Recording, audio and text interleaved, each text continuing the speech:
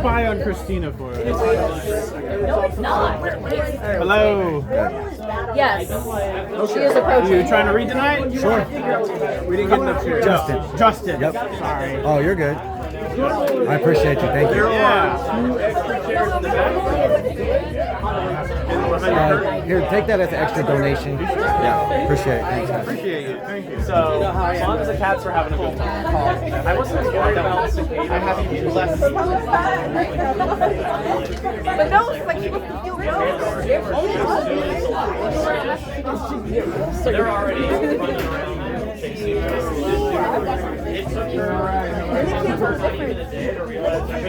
They can't tell it.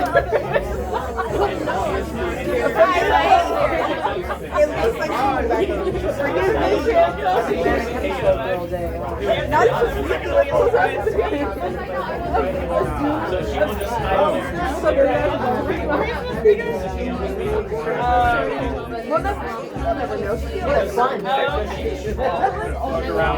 after dental surgery. I'm in mental distress, and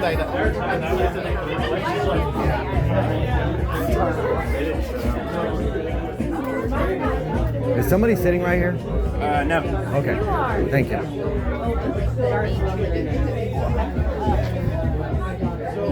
How are you? Good. How you doing? My wife Mary. I'm Jimmy. Good to meet you. Justin. Justin. Hi, Mary. Good to meet You you. do poetry. A couple times, yeah. I just discovered it like 3 years ago and really love poetry now. It means a lot to me. Kind of helped my mind comprehend things a lot better. Writing definitely does untangle things. Yeah, I think so, for sure. Sometimes you gotta write something and be like, I don't know if I agree with that thing, but I had to get that shit out of it. Yeah, exactly. Yeah. It's crazy because, like, I thought poetry was just like a joke for most of my life. Right. I learned about it from my friend Marshawn Carroll when I was 17. We went to high school together, and he took me to one of those slam poetry events, like hosted by Scott Woods. Okay, yeah. Back in the day, and I was hooked. And then, he was big into activism, and he ended up taking his own life, unfortunately. Oh, man. But that just was such a catalyst, and if I didn't have writing, then I wouldn't have been able to do a lot with all of that trauma, you know? Yeah, I've seen Scott Woods perform here. He's really good. Have you been to the Streetlight Field before? Is that the one on Main Street? I'm not. It might be. I'm not sure. 'Cause I went it's to that one where they got pictures up on all the walls, and there's like a desk right when you come in. Yeah. I think that's the one. And they have chairs I just went to for the first time last week. Yeah, one of their. Yeah. That space is cool. I saw because I have Kafe Kerouac, this place on my Facebook feed, and I was at Schiller Park at 7:30 last Thursday, and I saw it pop up on my feed, and I was like, oh, I'm not gonna make that in time. I put it in my GPS, and it was like 8 minutes away, so I'm like, I'm going, I went, and it was pretty good. Yeah, they put on all the artists are paid for by patrons, so someone paid for the whole year. They were Really? trying to put together one event, and someone was so inspired they paid for the whole year. And it just is such a great space for art. it's a to good be atmosphere. I like it. made. The basement, they have all kinds of stuff for throwing and pottery and shit. They got a kiln. Okay. They have so many different mediums for art that they just let people use. The community just use for free. I don't know if you've ever been to the $2 radio. Oh yeah, a couple of times. So yeah. the guy that hosts that open mic, Yeah. I just happened to be in there eating when they were doing an open mic poetry. Well, he hosted that Street Guild last Thursday. Oh, sick. Yeah. That's cool. Yeah. Yeah, a couple of friends here, Zach Hannon. That's how I got into poetry with Zach. I used to work with Zach. Yeah, Right Rug, and we Oh, both sick. Yeah, I've been to that Right Road. we both started talking when I first started working at Right Rug. Him and I started talking because I used to do comedy. I used to do open mic comedy, and he was like, "Yeah, I do poetry." And that first time I talked to him, it was something just resonated with me. I'm like, poetry? You do poetry? Yeah, well, if a big, strong Appalachian man can do poetry, then Yeah. clearly there's something to it. But his fucking poetry is on. Oh yeah. if I make a poem that sounds vaguely like Zach Hanna's energy, I feel like I succeeded.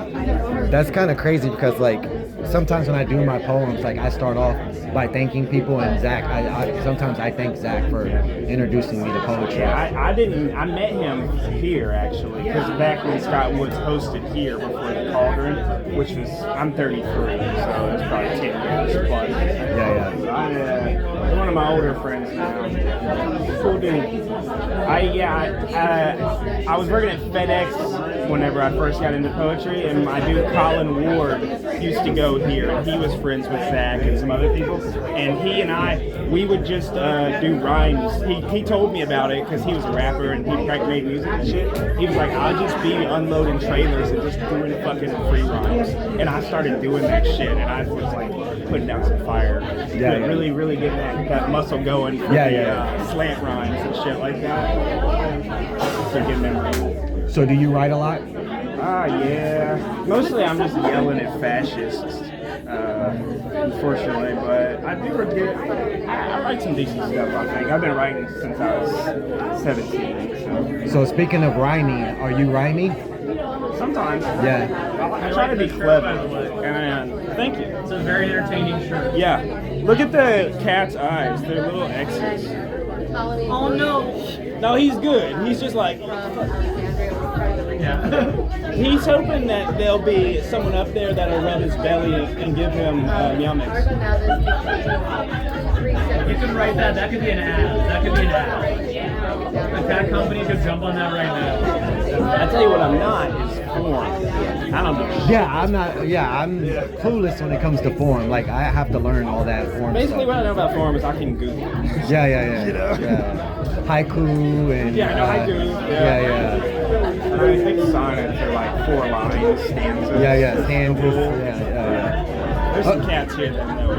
Eventually, I plan on like learning all that stuff, you know. But right now, Zach, one of his partners, Sue, they're an English teacher and they know so much. They were up here talking about like different quatrains and they said so much. I was like, you're doing calculus up there, right? Too riled up in here. So it sounded like I've been reading this poetry book, and it's just about all the random poets across like the last few hundred years. What's going on, everybody? Hey. Poetry shop. Y'all doing good? Yeah. Y'all doing good? Yeah.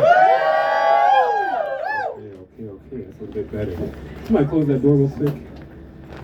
Don't want to hear Nair coffee cup name. Who in here, I'm going to do something a little different. Who in here has never seen our show before? Raise your hand high. All these shy motherfuckers. Okay. All right. I'm gonna talk to this side of the room, a couple folks, then we'll go to that side of the room after we do our introduction. All right. This side of the room. Who never been here before? Hi, please. You're in the darkness. No. Raise your hand high. Okay. Lovely. Girl, fuck you. Love you too, Travis. Yeah. Okay. Y'all in this row. Are y'all a trio? What's going on here? Do y'all know each other? Do you know each other? These two. Okay, you two know each other.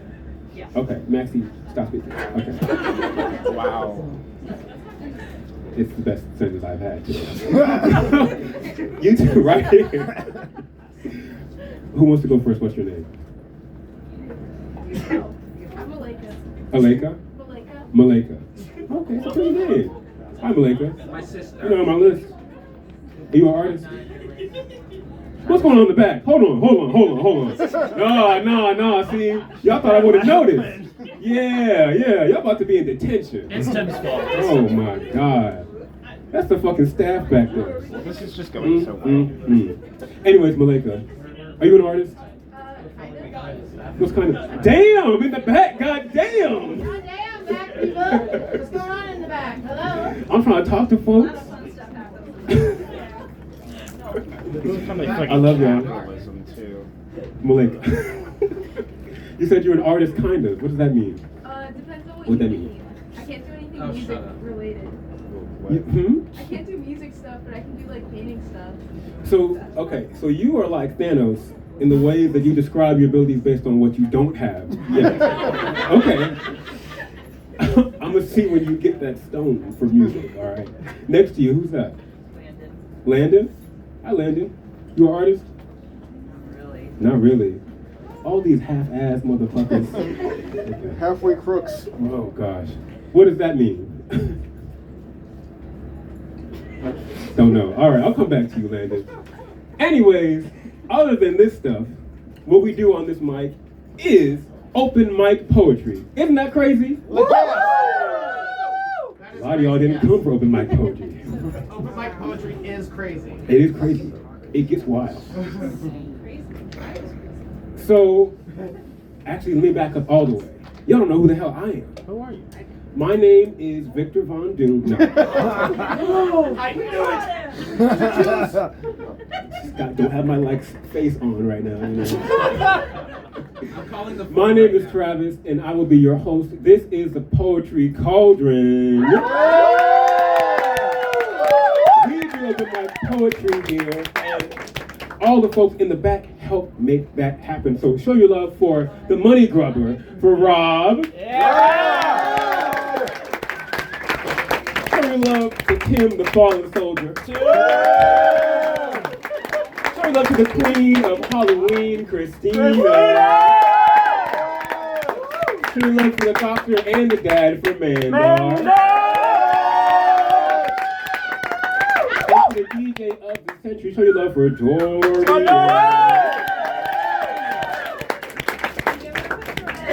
No, fuck that. I'm not Travis. I'm Doom. Okay. Give it up for Doom! Ooh.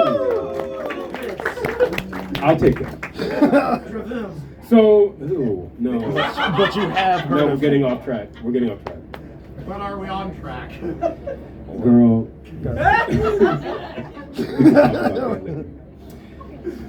Before we get started with all this hullabaloo, yeah, we do have to go through our rule.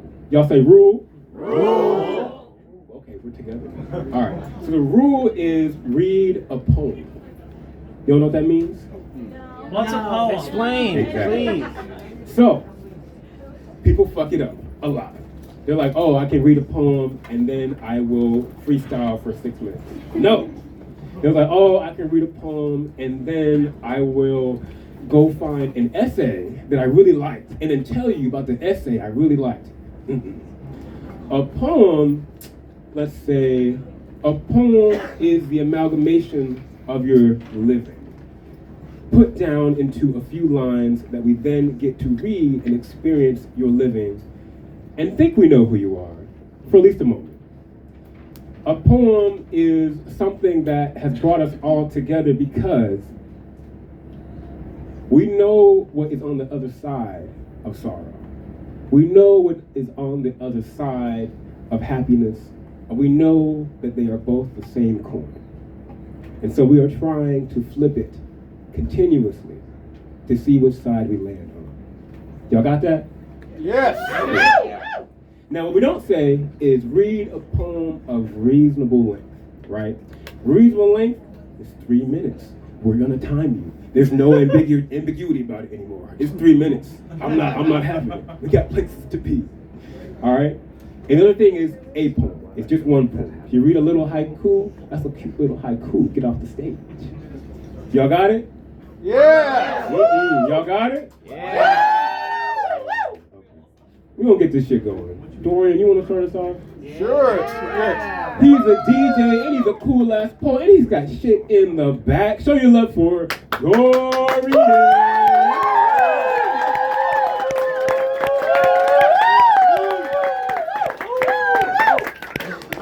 This is great. I can stop paying attention immediately. That. I can just disassociate for the next 2 hours.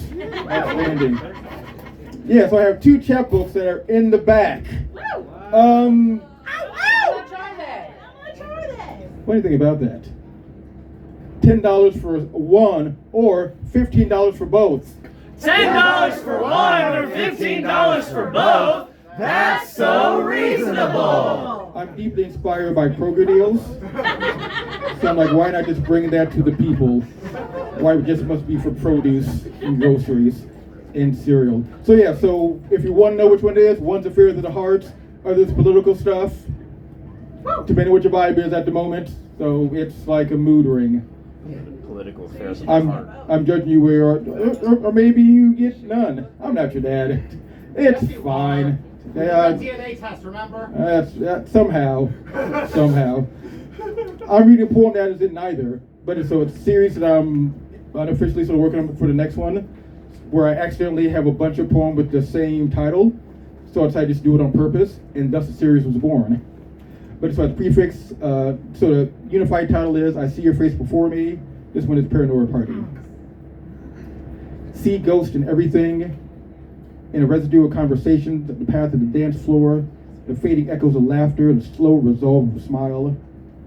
All these things spoken in whispers, in quiet, unattended corners, on couches made for different associations, during moments of the day that feel surprising, traced on hearts and on the tips of tongues. And when it all falls apart, are there prayers for the noise? Is the chaos the comfort? Confusion the default? Yearning the best case scenario?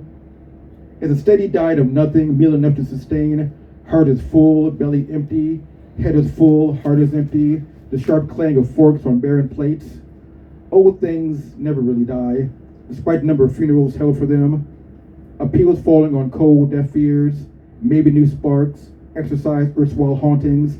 Maybe new fuel for old ghost. Thank you. Show your love for Dorian.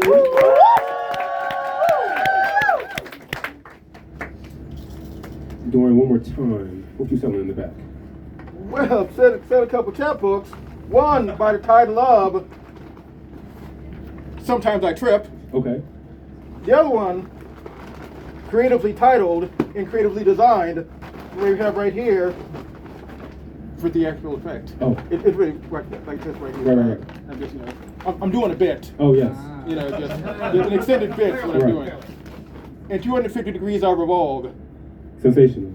No AI used. Yes. Ooh. That's right. My sad human brain. You did brain. These are all natural verses. People in over here that have never been to our show before. Can you raise your hand again? What's going on, y'all? What's going on? Okay. You right there. You in the darkness. Hello. Me? Yes, you. Oh, hi. Hi. What's your name? I'm Tanaya. Hi, Tanaya. Tanaya, you on the list? No, I'm not reading, but I'm here supporting other Okay, support. Yeah. Who you supporting? I'm supporting Friend. Okay. What's going on, friend? Bree. Okay, what's going on, Bree? I can call you Bree. I don't know these people. Like, I'm just shortening their names like it's cool. Can I call you Bree? Sure. Okay. I do not want to offend. You can tell me shut the fuck up. Cool. But yeah, you just support him? Yes. Are they going to be rocking the mic soon? Yes. They're going to do great? Yes. Period. Okay. Who else is new? Who's never been here before? You there in the plaid. My name is Ethan. I'm also here for the first time. I'm supporting Renaya.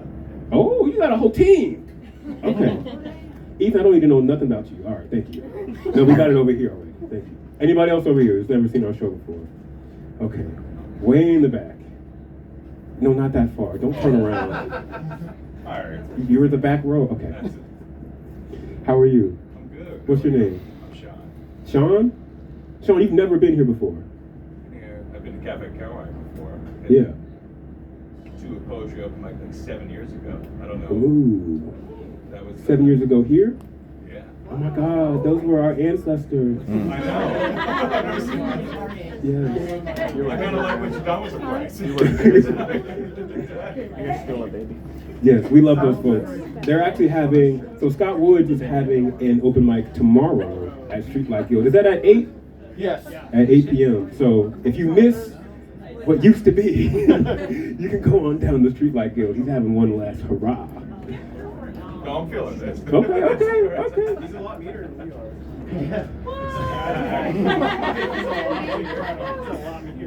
Yeah. I'm actually going to keep it moving on that note. Where's Felicia at? Everybody say hi, Felicia. Hi, Felicia. What's going on, Felicia? Doing okay. You ready to read? Shit, okay. Yeah? Sure. Y'all want Felicia to read? Yeah. Everybody put your hands together for Felicia.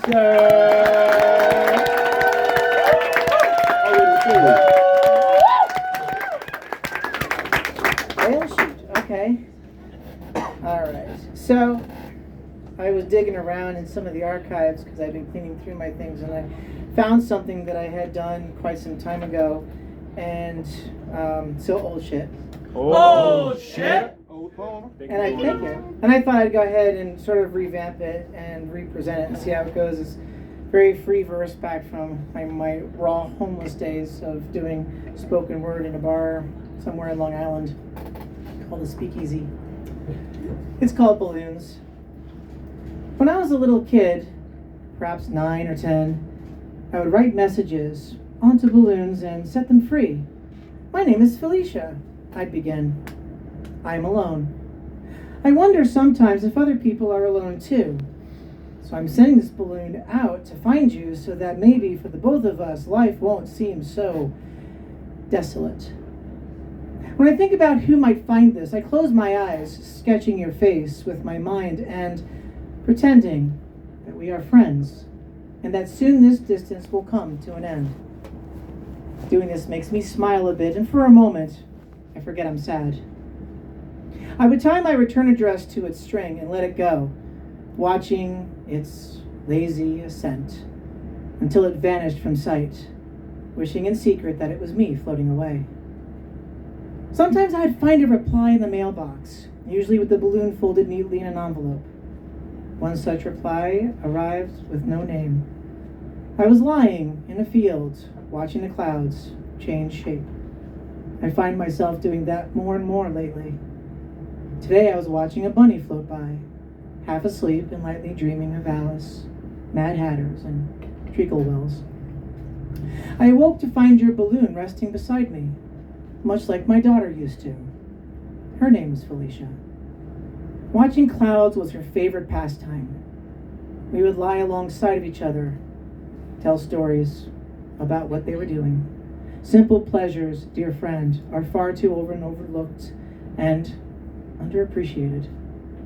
When I feel alone, I lie down in this field and watch the clouds change shape, pretending that my daughter is lying beside me. Every so often on a cloudy day, I look up, watching the clouds float by, wondering just how many balloons are out there, and remember that note.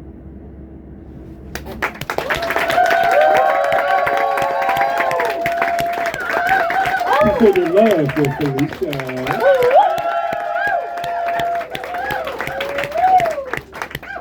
That's what's up. Where is Jasmine at? Hi. What's up, Jasmine? Good, hey, how are you? You're so awkward. Okay. Is that your friend that you brought? The person that was new? Yeah.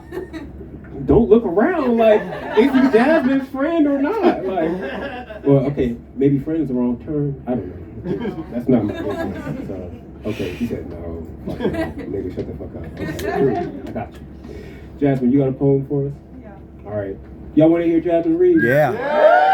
We're ready for you, Jasmine. Put your hands together for Jasmine.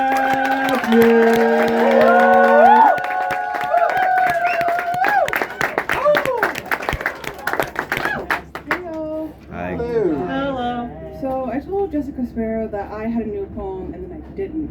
So you're a liar. But now I'm not a liar because I wrote a poem in like 15 minutes. So it's new shit. New shit. New shit. That was okay. That's okay.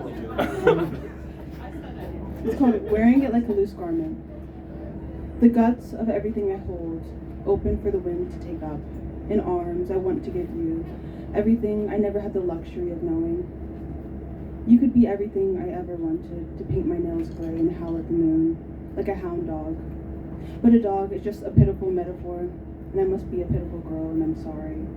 To translate my eyes into words, I'll look away, and have you guessed what I'm saying? I'm sorry. Thank you.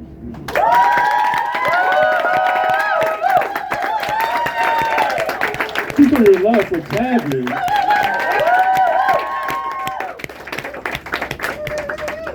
Very nice writing that under pressure. Yeah. It's like, I'm gonna get something new.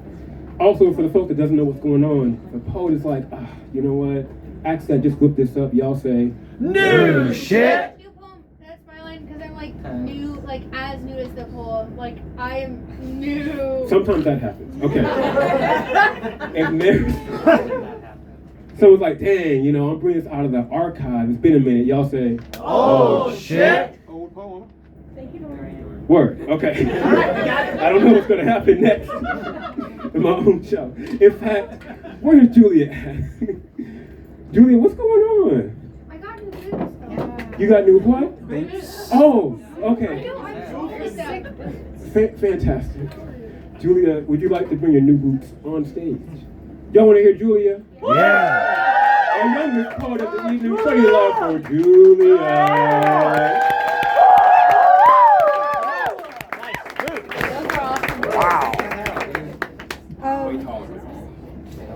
I know, I'm like short without them, but they're like swaggy and they make me Plus one AC. yeah. Forgive me, Father, for I have sinned. I let my breath fall to the ground before the air got thick enough to hold it again. Forgive me, Father, for I have sinned. The only sun I worship is the light from the moon. Forgive me, for I apologize for the words that haven't left my mouth yet.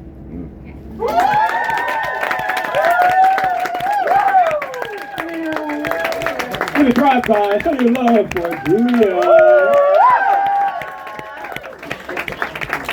Yes, love to work out that religious trauma. Yes. Where's Francis at? What's good, Francis? Usually we keep you kind of later in the show. I want you to come up a little earlier. You got a poem for us? Yeah, I do. Y'all want to hear Francis? Yeah. I'm ready for you, Francis. Everybody show your love for Francis.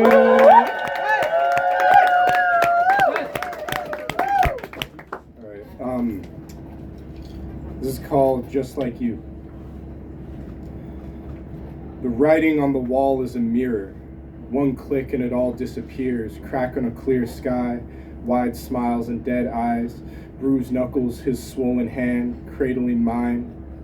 The city passing us by, my precious red balloon smothered in a scratch, the sun jabbered on loop. His cheeks bled cool, my pupils popping like old cartoons. The pavement boiled, oblivion steady on my mind, my sour mood digging up the skyline, the string cut loose. I was barely there, just lucky to still have you. Just lucky to still have you. Just lucky to still have you. Just lucky to still have you loafing in the living room. The record skips, the Polaroid, a lighthouse over the sink.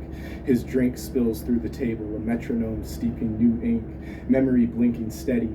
Back then, he juggled tightropes on the brink before his big break, malaised in the mix, sinking in the slurry, looking for a fix. That night with vodka from the kitchen. Sizzling cigar smoke, his gaze dwells, my hands stain that same swell. It says, son, I'm changed too late. Don't repeat my mistakes. I see my own face and wonder how well I listened. You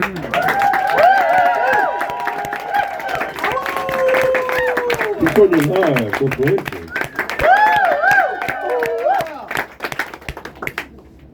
That was nice. You had some internal rhyme. You had some alliteration in there. You had some good pace to it. I like that. Yeah. Ooh. Okay, I'm gonna get this poet up next. This poet is funny to me because they look like they carry a pocket knife on them. And they would use it. But they're so kind. Where's Nicole at? Hey, Nicole. You got a poem for us? And no knife. I almost grabbed it off of my dresser. And what did I say? What did I say? It weighed down my pants there. My pants are too Well, just the poem, please. Y'all ready for Nicole? Yeah! Put your hands together for Nicole.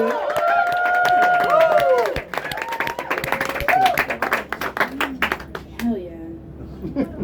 That was so nice.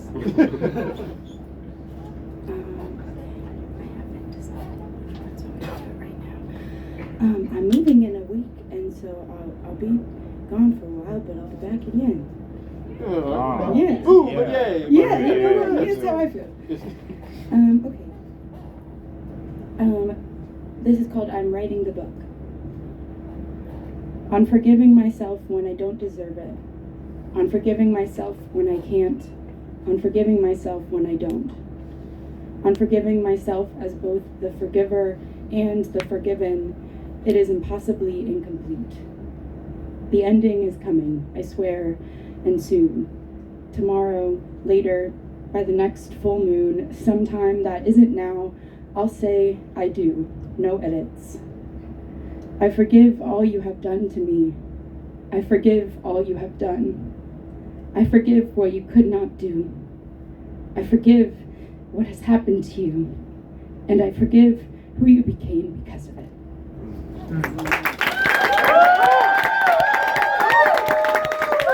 People with love from the cold.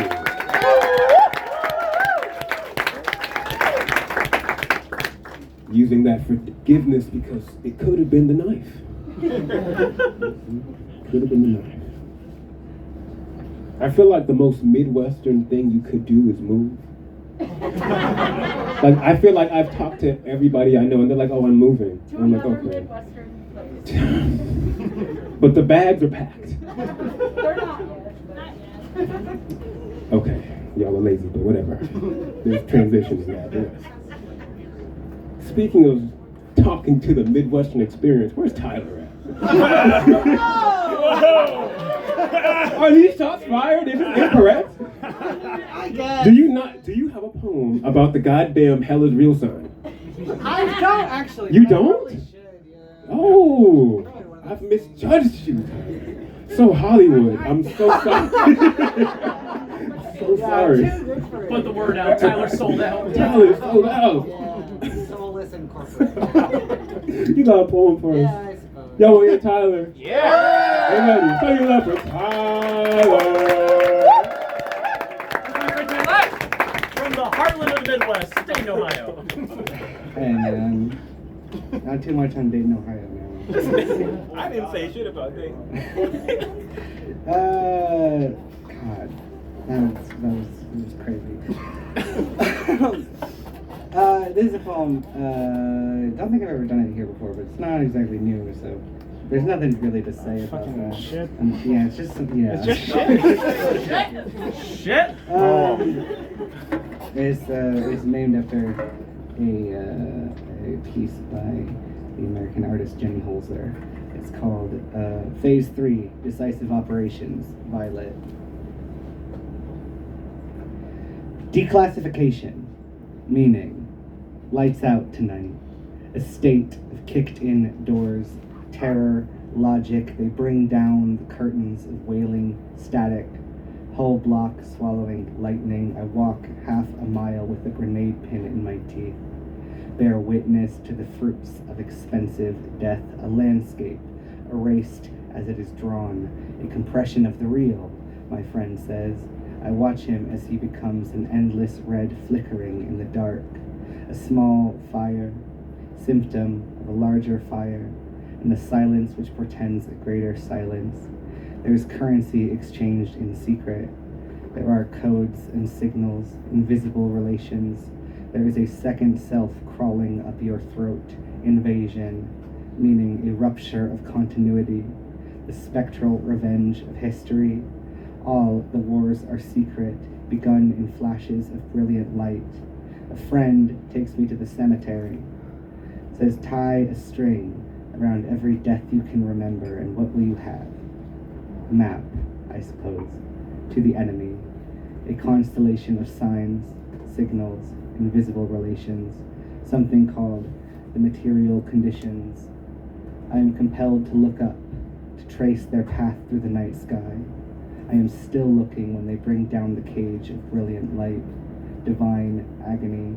We watch them ruin a sunrise with new colors, a semi-automatic erasure. Eventually, before we've even noticed it, the string stretches taut around everybody, a kind of quiet solidarity.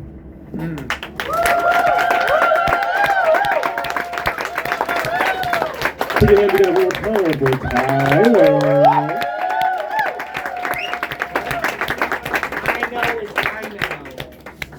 All the wars are secret, my friends. Okay, I need to do some investigation. Dun, dun, dun. Yes, where's my gavel? One person in here It's a murderer. No, not that one. Where is Zephyr at? Is that you in the park? Zephyr, hello. How are you? So, Zephyr, I have a question for you. Have you ever read a poem in public before? No. Certainly no. Hold on, please keep it in your pants. Please, wait. So, I have a note on here that says we should move tentatively. Do you like the loudest noise ever? No. Yes. Darn. Oh, you motherfucker. So we're going to show our support. Honestly, I like that. We're going to show our support. Raucous support without all the rocking. All right? For this person that has never shared poetry in public before. A very tender welcome. For the one and the only Zephyr.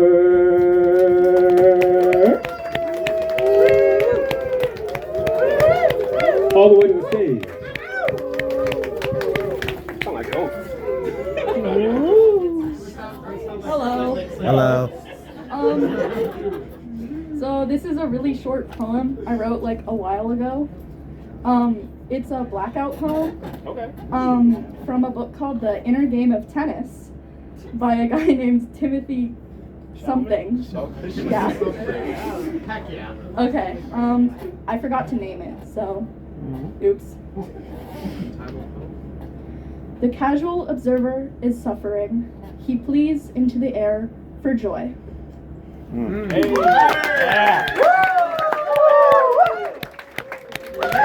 Please keep showing your moderate applause for Zephyr.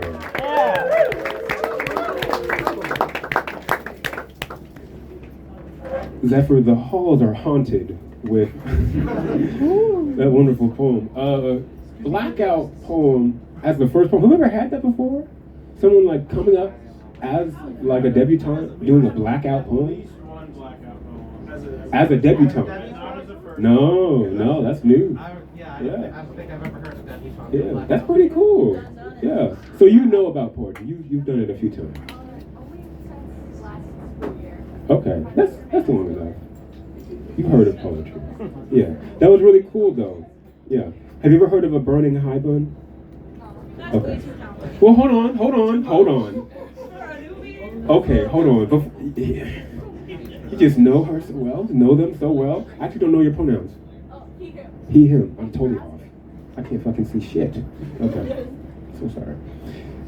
Zephyr, I would like you to try a burning high bun. Look it up, because I don't have time to explain it, and then come back to me. And if you feel like it's too fucking hard, I'll try it with you. So it's cool.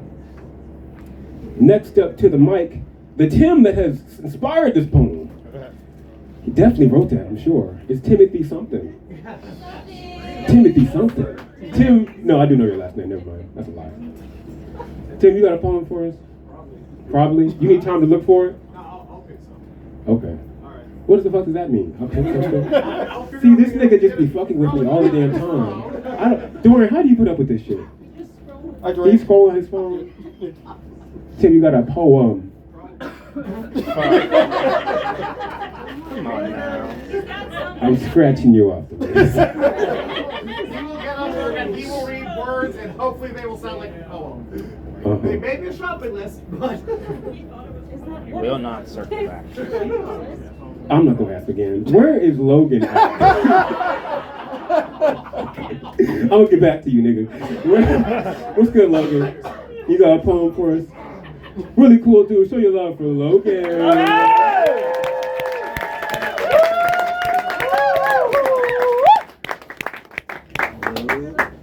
So I started writing a poem at the book festival. I thought it'd be done, but it was not. So this is some old shit. Oh, shit? Old poem. It's called Drowning. I stumble around this crowded club, hearing from tongues foreign to me. It's only my second time. I bump into fleshy knives, severing my nerves, slicing through the inner tube, keeping me afloat. I try to hold on to the one voice I know. The only thing between me and meltdown is a shrinking river of tequila, lime, and vodka. The music is growling, but I can't hear it over the sudden tsunami, crushing my sternum, cracking my skull, beating me into submission. My other rock has drifted out through the sea of knotted skins to take a piss. I cling on to what now feels like a pebble in the middle of an ocean. Tried to tread water, but I was never good at swimming. Of course, swimming is a lot harder when that pebble pushes your head underwater, tells you to leave it alone while breaking your already slipping grasp, causing you to slip under the surface and fall face to face with countless sea monsters ready to tear every piece of sinew off your shivering torso. Suddenly, the drunkard's liquor river closes. I try to breathe, but only get salt water. I've felt this before. Drowning makes you feel so feeble. You try to push off the floor, but can't reach the surface. Paddle as hard as you can, maybe get a quarter breath, but it isn't enough. At some point, you would think I'd give in and accept what is coming, but I can't. I fight and I fight until there is no fight left. Punch the water till my limbs go limp. My lifeless body drifts upside down, back to the comfortable island that is the wall. I cough up silted water which spills over my kelp-covered corpse. Look around, it is deserted. Will I ever be able to cross this ocean? Thank you.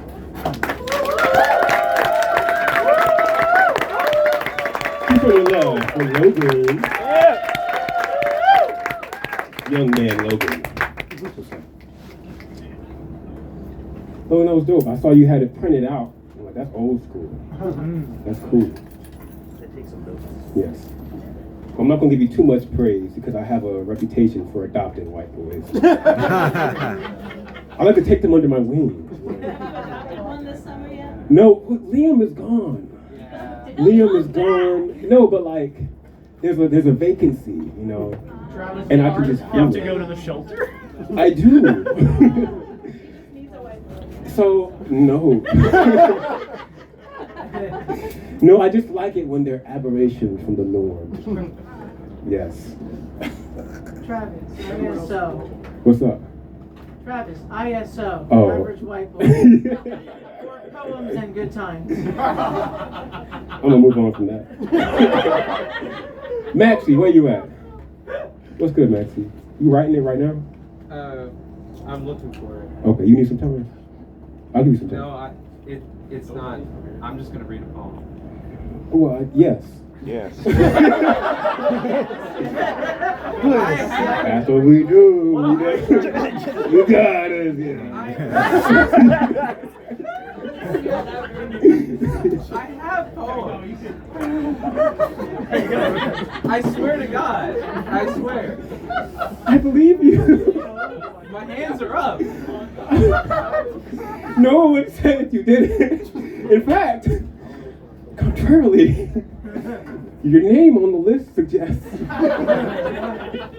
you got one. At least one. Yeah? Okay.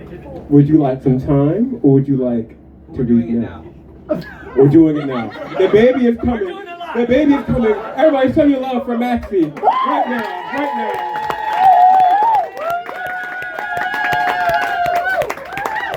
Right now. This. We'll talk later. This poem is. I wrote this like a month and a half ago. No. 2 months ago. Alright. Yeah, it's kind of old. Oh shit.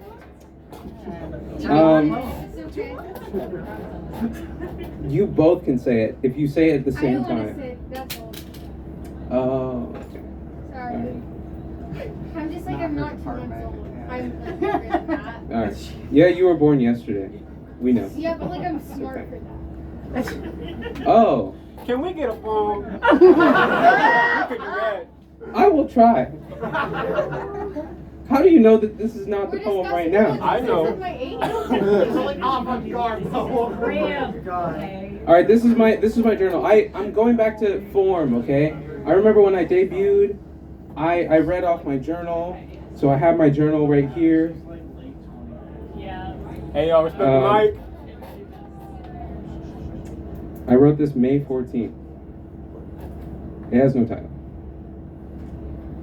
It's kind of spooky. Sharks in the water. I'm scrambling for the exit. Something to master the panic in a word.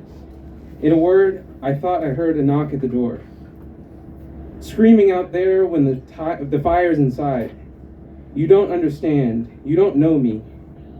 I tried to elaborate. Now I have no words to say. My pockets are shallow. Somehow synchronicities keep from dreaming like everyone else when the sky is closer at night. I would walk to the ends of the earth for a taste of womanhood. Thus, Ohio is a state that everyone finds themselves wanting to leave. I choose to believe that the reason I'm sitting is because I chose to stay. The sky is closer at night, and we are swimming in the moon's ocean, dazzled by the lights when the sky is closer. The sky, it's closer at night, and there's a knock at the purple door. My worst nightmare, singularly mangled, eyes, very eyes, glimmer glowering in a mix of disgust, the face in change. It's the monster I buried last summer. It spoke just before I woke, then I woke. My sanity hanging on by a thread, I looked down at the deed I had done. I had torn out the feathers of my pillow. I'll pull the one thread, and out falls her guts. Her mouth, now my mouth, repeats, Jane Doe, 14, New Year's Eve, 1991. Too late to cover my ears, too late to scoop up the viscera, I just know. The only thing remaining mine are my eyes. Glaring at the door, I reconsider things. Yes, I open it. I step beyond the four walls and into another box. The sky boxed in by castles and hallways, bastilles and speedways.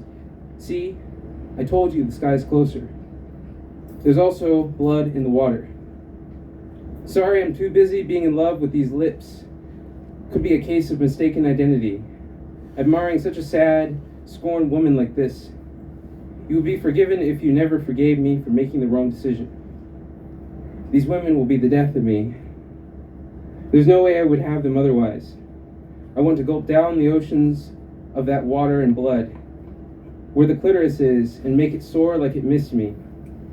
Soon we'll all be reaching for the sky, hands up.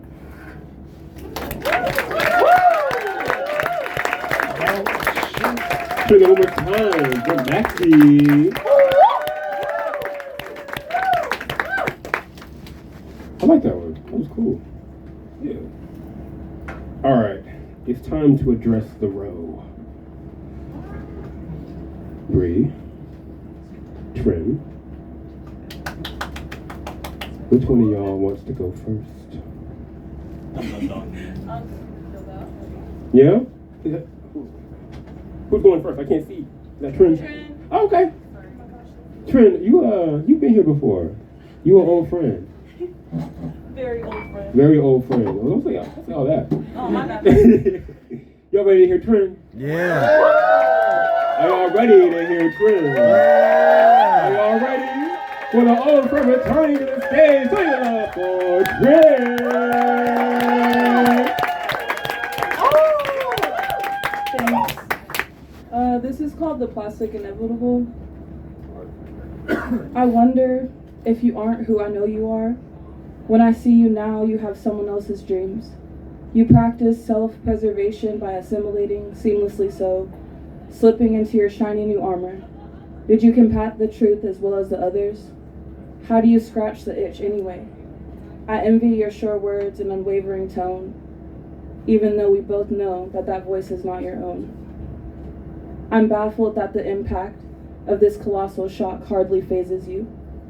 Am I the only one cowering under the table now, waiting for another rumbling wave, for the tension in my posture to alter my movements? String puppet I am, or was. While you're here, will you make me dance? Teach me how to twirl in the dark? Summon a rainbow from smoke and Willie Dixon impressions and flower-printed skirts covered in mud? Maybe, I don't know. Maybe you're just better at masking it. But don't you remember? We used to hide under tables together, singing and crying, passing the time when it seemed endless and slow-moving.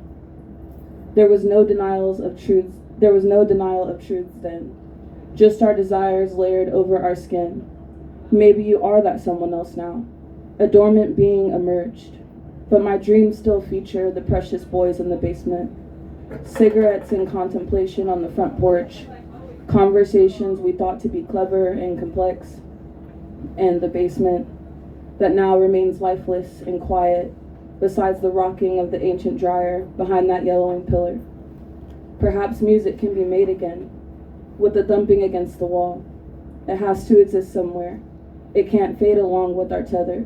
Not there, not in our secret sanctum, not now that our souls are no longer intertwined.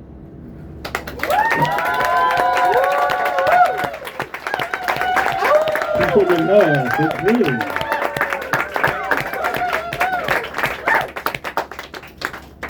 True, when was the last time you was here? 2024. Okay. I wasn't that long ago.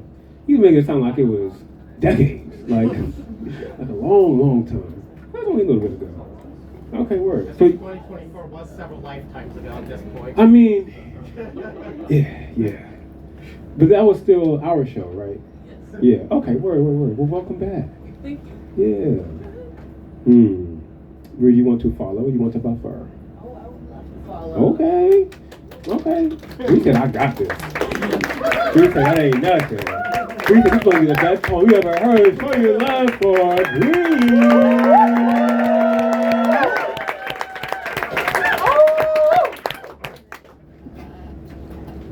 Okay, this is called How the World Ends. In a display of something obviously inconvenient, something has fallen upon Earth, slowly prying each ragged plate apart, lightly destroying all our attempts at life. Man-made structures reduced to rubble inevitably cease use. Very slowly, the ash flutters upon us. Churches flood desperately with guilty crowds. The ash mercifully addresses overflow, blanketing the stragglers. The roads are black, thick, and cakey with gunk. Blindly, I trudge through paths forged frantically by humankind. Mothers, fathers, lovers, the unnamed persons claiming personhood, run amok through the mess of the world's end, sorrowfully sobbing as the ash chokes the lungs and slows the heart. Finally, we are one. Our bones crust to earth in failure. Toppled up fossils remain the only proof that we tried.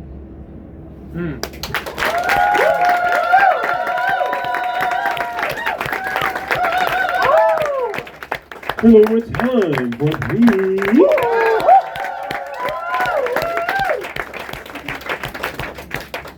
We're gonna talk about that poem. Huh?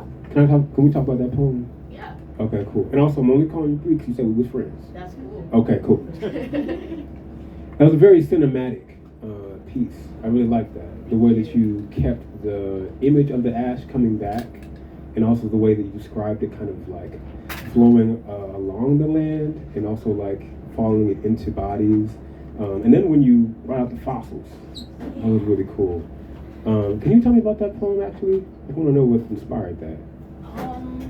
I honestly don't really know. Like, Okay. I was just trying to kind of like, I don't know, it was like a little test. Like, can I write about the end of the world? It's something that felt like really cliche. And then just kind of picked one image to focus on and wrote that. Okay. Well, I felt that, yeah. One more time for Bree, y'all.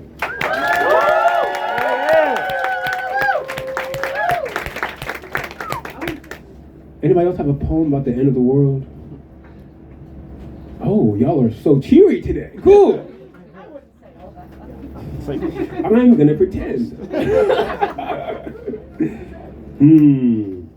Okay, yeah. Where's Chris at? What's up, Chris? How you doing? I'm doing pretty good. You got a poem for us? Yeah? Y'all want to hear Chris? Yeah. Chris, they're ready for you. Everybody put your hands together for Chris.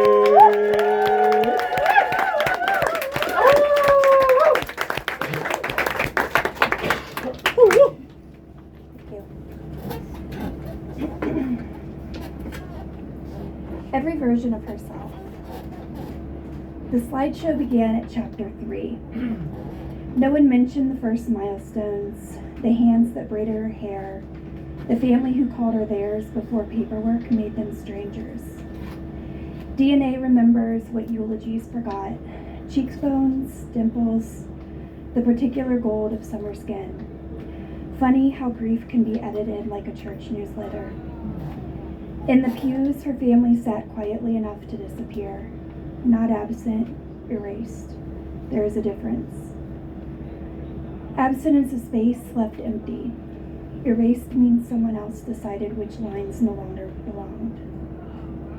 I kept thinking about the photographs that were never shown. There are boxes of memories, birthday candles, sticky hands, a child laughing before she ever learned she would have to become someone else's origin story. No one included those. No one acknowledged the people who taught her first how to laugh.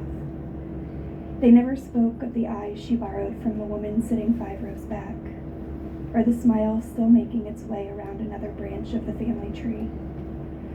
No one spoke the name of the children who grew up beside her, who spent years searching every silence for a doorway back.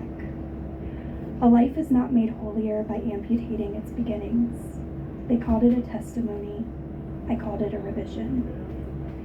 And somewhere beyond the stories, beyond the doctrines, beyond the human need to sort the saved from the forgotten, I hope she is whole enough to gather every version of herself.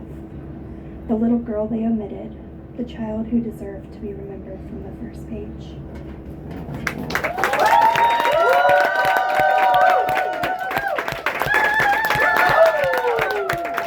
Show your love for Chris.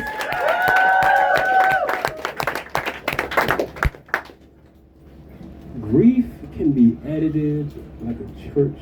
What was it? What was that line? Hold on, because I think I wrote it wrong. Grief can be edited like a church. Newsletter. Yeah, that was really cool. You had a lot of really cool stuff there. I really appreciated that walk down memory lane you took us. You took us on. That was really cool. One more time for Chris, y'all.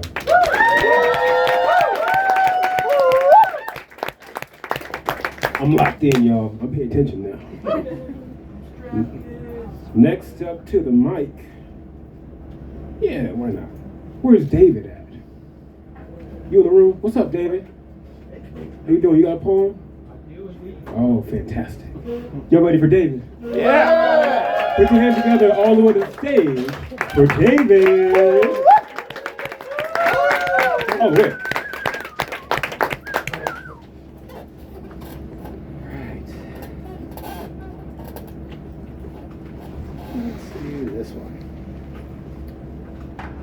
So, shark facts. Any shark fans here? Yes. So you know they can spit out their stomachs, right? You know what it eject, anything that they couldn't digest. It's called gastric aversion, and this poem is called Aversion.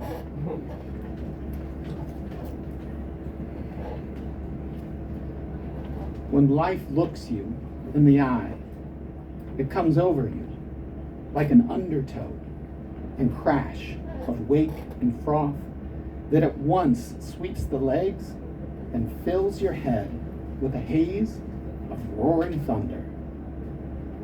You know then, as your stomach turns inside out to dump rocks and bones tumbled in your belly, that life watches with flat, black predator eyes, not out of concern, wretched, vile, truth, but because it is hungry, and you, thrashing, blood in the water, all of the world in your belly, you in the belly of the world.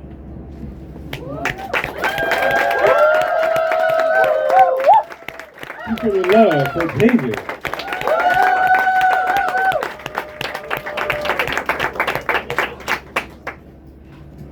That was a great use of the plot device with that fact. I did not know that. I had no idea they did that. I still won't get in the water. Why do you know that, actually? That's actually a funny story. I think I'm so scared. I'm so scared. Grade when I learned Okay. because some kid came in and shared that, Uh-huh. and I have to tell you, as a third grader, it scared the dickens out of me. I'm sure. That stuck with you. I never forgot. Yeah, I would remember that too. Okay, third grade is a great time for random animal facts. Yes, it's the best time actually. I think all time is all time. Yeah. Matter of fact, where's Ryan at?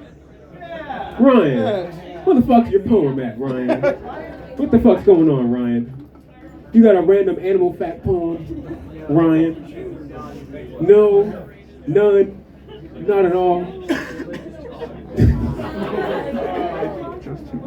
Well, either way, you want to share a poem?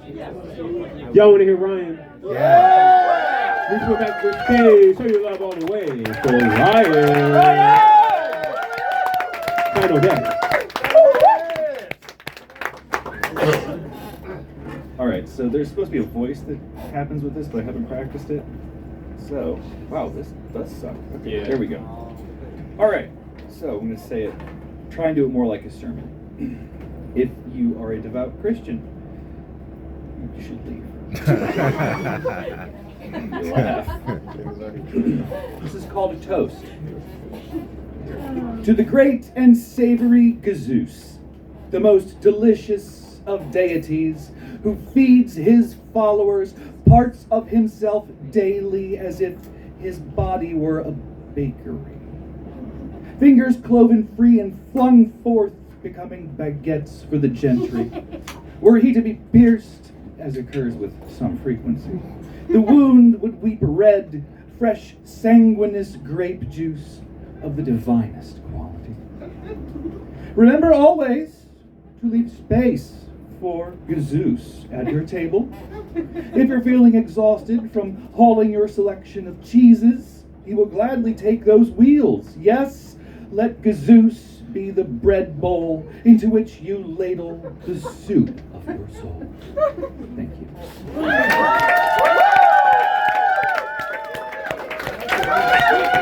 Put your hands together one more time for Ryan.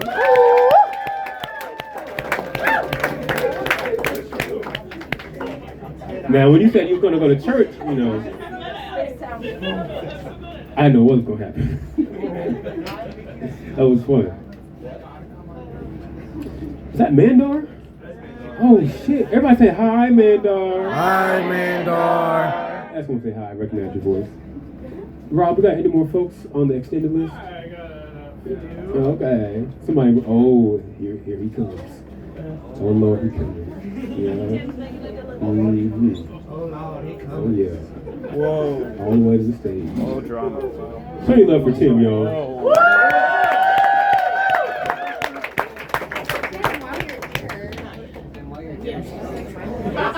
Tim said, "Is he gonna go still?" He did a little. Bree, are the homies leaving? Oh, they're coming back. Okay, good. Come on, do a seat check. Seat check. Any seats open? One seat, going. One seat.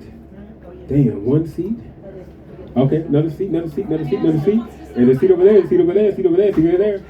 Get your long legs over there. Or stand the fuck up. I don't give a fuck. Ah, where's Aaliyah at? Aaliyah's in the... Hey! Everybody say hi, Aaliyah. Hi, Aaliyah. Oh my God. Did not know she was in here. She's been staring at you the entire time. Well, it's dark. All right, settle down. We're moving on. Next up to the mic. Where's Leland at? I'm right here. Oh yeah, joining forces. Leland, you want to read? Y'all want to hear Leland? Yeah! Put it on to the back. Show your love for Leland.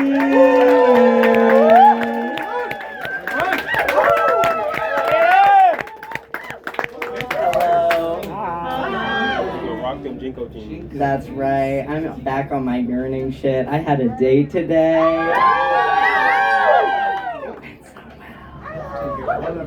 Thank you.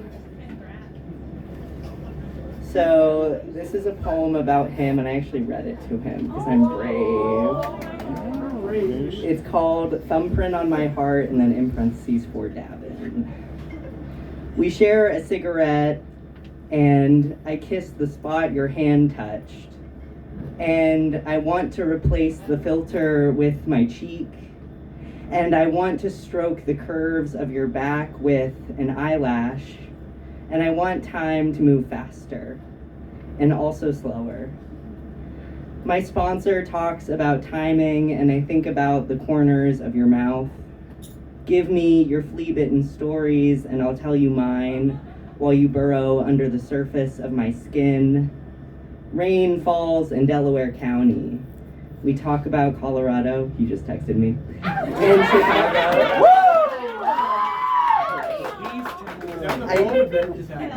It literally just happened. Yeah. Wow. Love it. I don't tell you how I like the way the corners of your mouth point down when you smile. And I don't tell you how the backs of my ears turn red when my phone glows your name. It's happening right now. And I don't tell you how my heart beats faster where you graze it with a calloused palm. We drive to Cedar Point for your birthday. I study the back of your head, the way baseball cap meets nape of neck. And I steal glances with no plans of returning them. Just looking at your corners, I wonder if you ever look back. Turn your love for love. Turn your love for getting a good James. Turn your love for Leland. Leland, you're so cute. I saw you shaking as you were reading because they texted you and you were flustered. I could tell.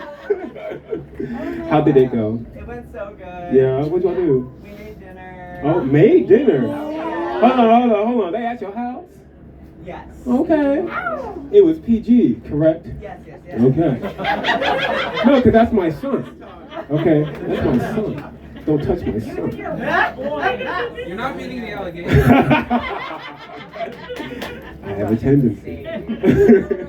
We're rushing the stage. Come to the stage. Oh my God. Rush. So, Leland. Yes. How'd you meet this guy? Through Alcoholics Anonymous.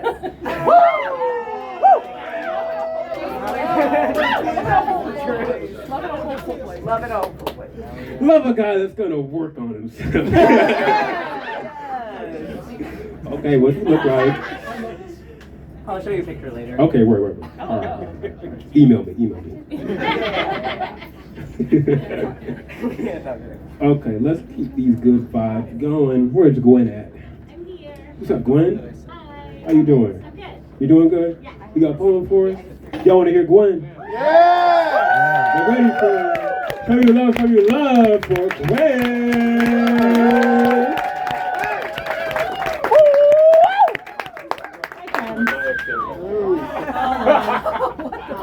I didn't know that was your hair. No. It says we are on this earth to love. All right, I wrote this for the book festival. I don't know if it's finished or not, but we're working on it. So here we go. If you have feedback, let me know. The books I've carried include stories about bears who live in tree houses, and stories about Mulberry Street, and stories about Brer Rabbits and Brer Foxes, and a story about an old man who complains about his cis straight white male life, saying the tea kettle goes hiss hiss, and the leaves on the roof go swish swish, until a wise man instructs him to fill his house with animals, and then remove all the animals. And suddenly the tea kettle and the leaves are soft reminders of being alive. The books I've carried include a story about the no good, terrible, very bad day, where a boy wakes up with gum in his hair, and everything that can go wrong does. And stories about princesses in towers or glass coffins whose dresses are too long to climb trees in or run around in the soft sunlight. None of these stories were about girls or women who wanted to be the knight and not the princess.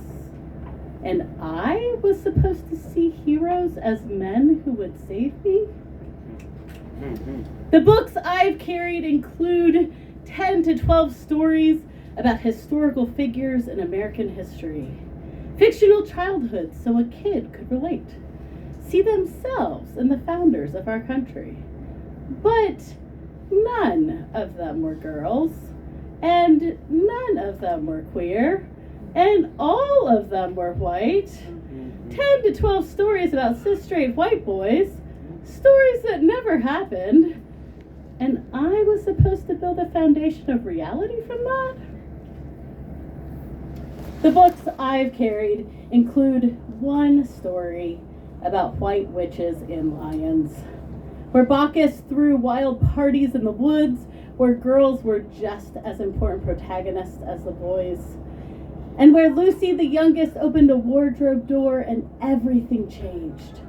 This was my first introduction to queerness and magic and adventure, where mermaids celebrated outside of Cair Paravel, and girls met fauns under the light of lampposts and drank tea and fell asleep under spells. But the girls always ended up back in our world. Why? Why would they go back? Which world was actually a place where they could belong, where being different was celebrated, where otherness was embraced? I read The Lion, the Witch, and the Wardrobe 11 times before I turned 11, and Narnia always felt closer to home than a 5-room apartment on Electric Street, where I shared a tiny bedroom with my 2 younger brothers. We slept on army cots for years because my parents couldn't afford beds. I think. I'm not sure, because we were never allowed to ask questions, ever. So the questions blossomed and grew inside of me, building rooms and spiral staircases and bridges, and flying in hot air balloons and riding trains and traveling by map. Those questions led me to the public library, my first oasis, a haven in which my curiosity could roam freely, where I could carry out armloads of books every week, searching and seeking and wondering, hoping to see anyone who looked like me, anyone who wanted like me, anyone who wandered like me.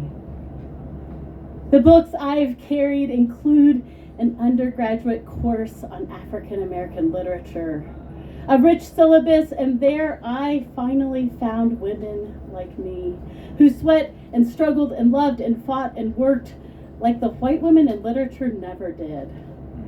And include an undergraduate course on the Inklings, and there I found heroes like me, who wandered but were never lost, who smoked and drank in pubs, talking about theology and mystery and magic, who did not believe that life could be contained in tiny boxes with constrictive labels.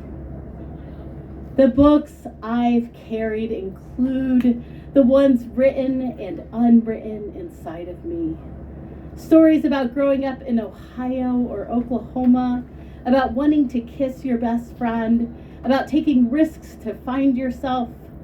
Stories about immigrants and refugees, their voices cracking as they practiced being heard, and heroes who aren't only white, but are indigenous and Romani and Asian and Black, because the world I see around me is diverse and beautiful and full of brave humans who imagine better and bigger worlds. And in these pages, I hope you too can find home.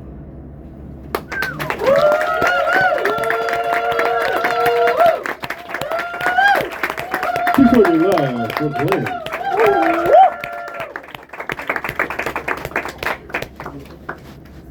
I have to read that poem to know if it's finished or not. I like it. So you talked about the childhood books.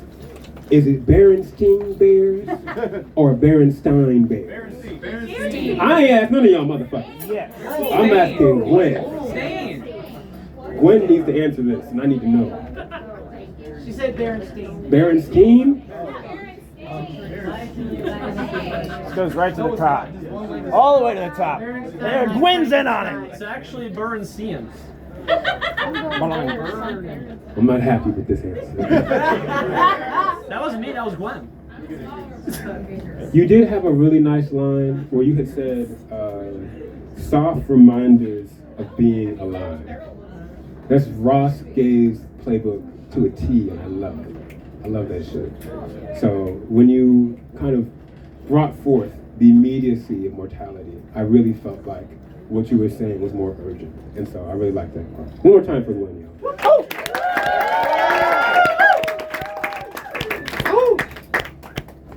Next up to the mic. Where's Anna then? What's up, Anna? Go to the next person. Tim, you got a poem for us? Oh, okay. I hope so. Y'all want to hear Tim? Yeah! All the way from the back making a goddamn scene. Show your love for Tim, the poetry machine. All the way to the stage.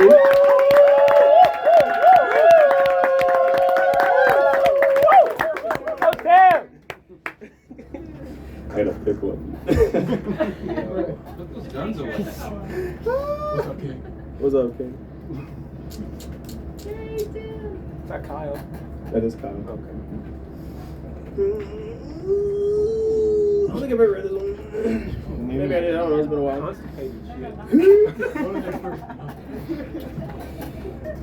And he loved her, but not a love like you would give your other, but a love like you love looking at the moon, admiring its poise, its presence, gazing in awe of its grace and power and distance, and you reach as if you could touch it if you just stretched a little further and hold it right there in your palm and feel the pure roundness of its shape and could touch the sway of its pull. He loved her like that. Not a love like you would give your partner, but a love like you love that one song. You know, the really catchy one. The one where the chorus repeats 3 times. You put it on when you're sad to feel happy, and when you're happy, just the vibe. The one that brings back those memories, but not in a hurtful manner. No, these memories are polite. They harmonize. They sing all the parts of the song that one person can't sing along. They help fill the empty space. They screech and yell in the car while the wind hides how flat their voices are. They exchange faces at each other while trying not to laugh. He loved her like that. Not quite a love like love, but like how a child loves Christmas morning.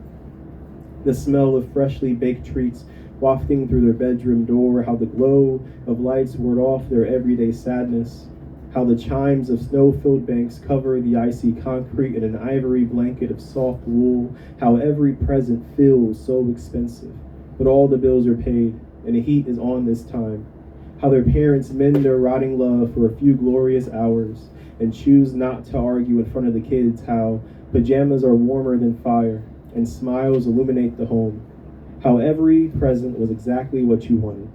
He loved her like that. Not a love like love, but he loved her. He was sure it was a love like love, at least.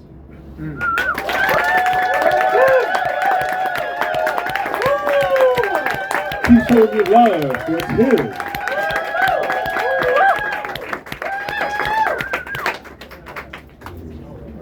I almost wanted that poem to keep going. At that last part, it felt like you were like coming around the corner. I wanted you to define what that love was. Like, I can workshop that. yeah, I feel like you were right there. One more time for Tim, though. That was really great.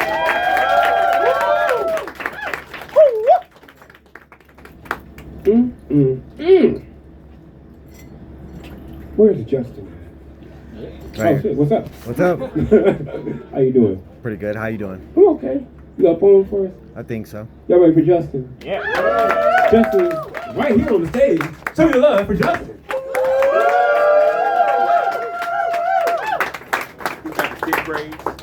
First of all, I always have to give thanks to all. Thanks to the amazing host, Mr. Victor Von Doom. Thank you very much.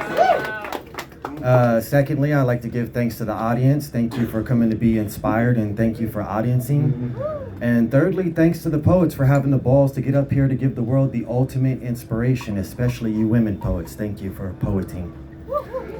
All right, this poem I just finished last week was new shit until I performed it at the Street Guild, so it's officially very old shit now. This is called Simulacra. The road to encompassment is never not under construction. A potential rocky road of no limits paved with blissful understanding. Most intellects lack the willingness to strive for true comprehension because most intellects put understanding on a pedestal as if to understand is the highest form of knowledge, when actually, ironically, it's the lowest form of knowledge. Understand this. To understand is to stand under. Oh, what a view. The weight of the whole ball of wax, crushing the consciousness into no thing to give true representation of zero in a binary systematic simulacra to complement one. Everything fits so snug within the middle of 0 and 1, 1 and 0. Start with 0, 1 and end with 1, 0, and infinity sandwiched in between and wrapped around 0, 1, 1, 0. To understand 0, 1, 1, 0 from the perspective of understanding, holy shit, what a fucking headache. Essentially, consciously, not there. So the head hurts for reasons it cares not why. But if I were to maybe not only strive to understand, but strive to stand from the perspective of all directions and not specializing and putting understanding on a peasant stool, as if there is no need to outer stand, no need to inner stand, no need to overstand, no need to encompass stand. Synchronistic totality of all directions. Then maybe I would have enough comprehension to possibly burn a bundle of sage or just smoke a fat joint and calm the fuck down. Because in the grandest realm of consciousness, I don't just strive to understand, but I strive to stand in and from every direction. Thank you.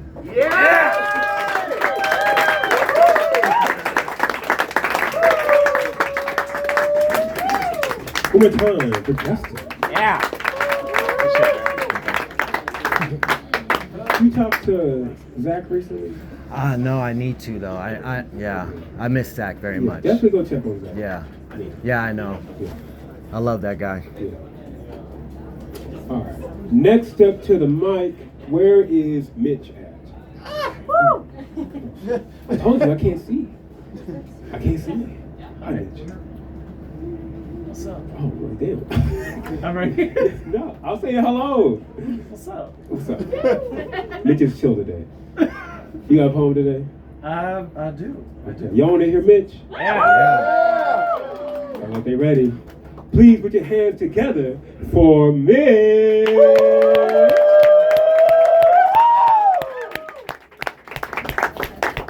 Hi. I've got a new chapbook. Wow. Hey! It's So it's back there. I also printed my old chapbook, so that's back there as well. But the new one's in the front. It's called A Bad Dream of Heaven. I've been working on that one for a while, and I've tried to tell like no one about it. So surprise. It's pay what you will. No one turned away for lack of funds. Pay what you will. No one turned away for lack of funds. That's so reasonable. That was right. That we had good leadership. We had good leadership. But yeah, it's back there. You can cash or Venmo me or trade or barter me, or you can just take one. Don't take like multiple though without telling me. That might be a bit of a dick move. Yeah. Resell. The resale market for zines. Hey, I got those bitch zines. There's a lot I could read. I'm gonna go ahead and read this one. I'm gonna give a content warning since this does deal with violence, both in terms of self-violence and just gun violence in general. So I just want to give a quick warning for that. It is called Things to Yell at the Screen When the Horror Movie Protagonist is Acting Up. Motherfucker, run! That does not mean run and call the cops, but it does mean that you cannot ignore the signs. A creepy voice under the stairs asking for help, but it clearly sounds like a gremlin spirit trying to eat your face. That means run. Any sort of mysterious noise in the basement means run, especially if you do not have a basement. When the goosebumps hit, not in that way when a song nails a hook and argues that your body needs to drop down and dance immediately, but in the something is deeply wrong way, get the fuck out. No, a dangerous cave vacation in the middle of nowhere is not a good idea of fun. No, if there is an inexplicable crack in the wall that leads to an alternate dimension, leave it alone. If somehow you do enter, get the fuck out. If somehow you are in an unavoidable encounter with a dangerous entity, run, but watch where the fuck you're running, because goddammit, if I see another random trip and fall into random death one more fucking time, I'm sending myself through the screen. And have you seen Zombieland? You double tap. If you have no way out, you have to fight for your life. Never assume they're dead. Even when you are really, really fucking sure, you can never be too sure. It shouldn't be that hard. Mysterious party invite from someone you barely know or someone you thought disappeared? Don't go. Lonely, secluded island retreat with a bunch of big rich fucks jacking each other off over their self-congratulatory bullshit lives? Don't go. Your nervous system should be going haywire. If not, get that checked. Still, don't call the cops. If the cops do show up, don't try to explain anything. They never believe the victims. You know how this goes. What were you doing in that house? How did that blood get on your hands? What are you wearing out here in this time of the night? It doesn't matter the crazy shit you go through. Even in survival, there's the endless questioning. Even in running, there's always the doubts over whether it was far enough or if it follows in every stranger that looks at you the wrong way. Even in escaping, there is unavoidable sequeling. 2024 goes 2016. Vampires go in and out of style, and race politics get a series reboot. A cop is tried several times for a murder the audience already knows he'll get away with. You can see the cliches a mile away. Jason Voorhees survived the cruel vacuum of space. Dictators die under house arrest. A black teen dies on island, and tomorrow he's made a number. You can scroll the night away, counting the times a kid took a live round in a lunchroom. The ruins get named by the dead, and a billionaire charges admission. There's no spoiler alert on whatever's under a mask. They'll roll Freddy out to off another round of dreamers, and a wife-beating border agent will beat his body count. You can't even be surprised when whoever runs never makes it far enough. The country watches victims, watching their cases go unresolved, and we watch Mike Myers tear up another camping trip. He'll be back next summer. Show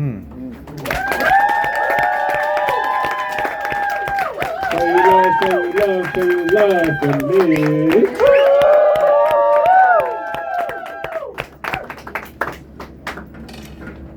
I did definitely want you to use the refrain of "motherfucker run" a little more.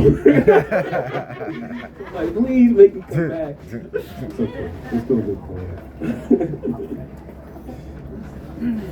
All right. Who else we got here? We're getting down to the last couple folks, y'all. Yeah. You're on there. Yeah. No. No. Travis isn't on there? I thought Travis was on there. We don't have to do this. Hold on. Before we do that, Kyle, Yo. you're not on the list. No, I'm not. Why? I just wanted to listen today. Okay. That's fine. I also did show up. I thought he couldn't see. We don't talk about that. Yeah, right. I appreciate that. Well, he heard. I understand. Must have heard him. Yeah, shut them out. We thinking about it. Jimmy, you want to read? Yeah. Y'all want to hear Jimmy? Come on to the mic, show your love for Jimmy.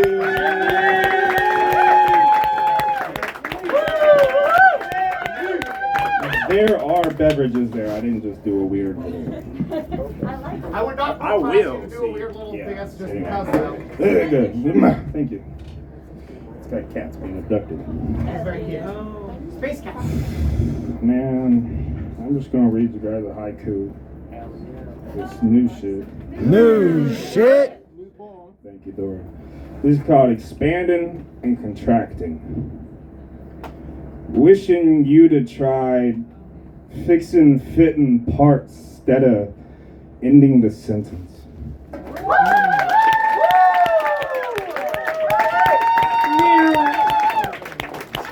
Shut up, give me with the drive by. Lovely hike.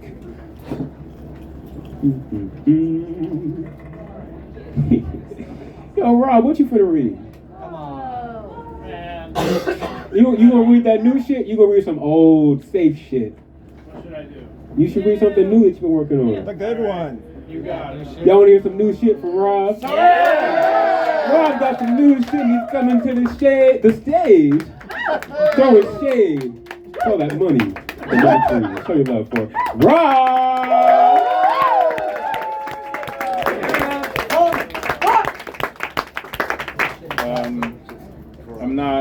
I'm not beating the internet denizen allegations with this one. This is called Chronically Online. Oh no. I'm not chronically online.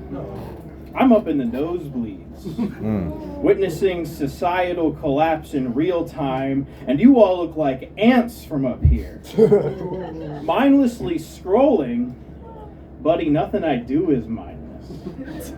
I'm exhausted. I'm simultaneously integrating and improving. Yeah. I'm a conscientious bystander, monitoring the situation.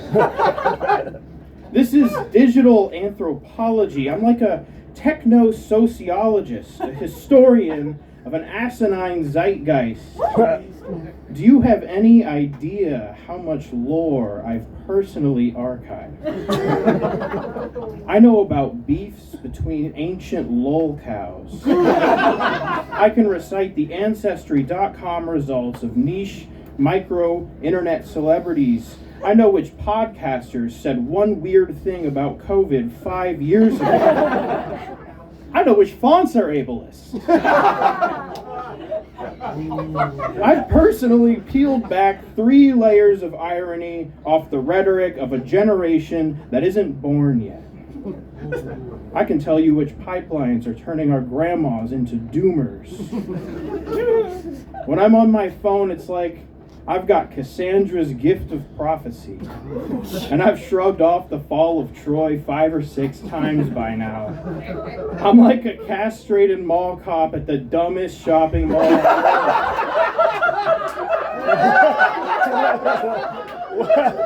Staring at my infinitely sprawling wall of CCTVs, I'm always on duty. Morning shift, night shift, the only time I clock out is when my phone dies, and I'm looking around for the charging cable.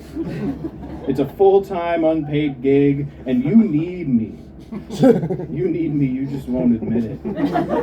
While you're out in real life, touching grass, having hobbies, maintaining friendships, I'm holding things down, foraging for supplies in the digital wilderness, blazing trails with my trusty machete.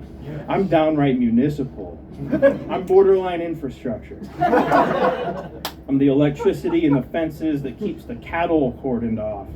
I'm the valve for the gray water so the muck doesn't see the light of day. I'm societal collapse maxing. Wow. I take it all in. I do it for you. The path to enlightenment is paved with I told you so's. I'll keep my phone's flashlight on to guide the way. You can follow it like the North Star. I'll remember everything that never mattered. My awareness is approaching tectonic. I'm going to be so useful someday. Whoa, whoa, whoa, whoa, whoa. Show your love, show your love, show your love.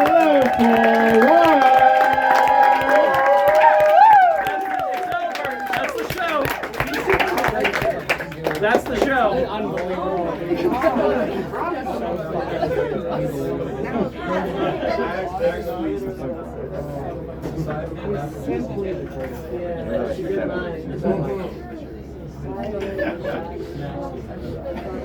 I'm a castrated mall cop. Yeah. At the worst. The dumbest mall. You know, I was listening to Steve Lacy earlier. I can forget him now. Rob, that was a fantastic poem.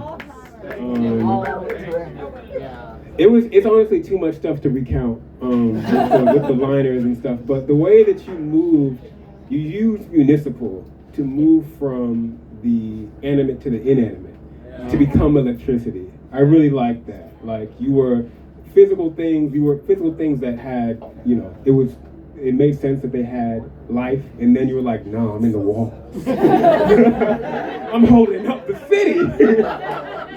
And that really, like, drove home your point at the end where you're like, I'm gonna be useful at some point.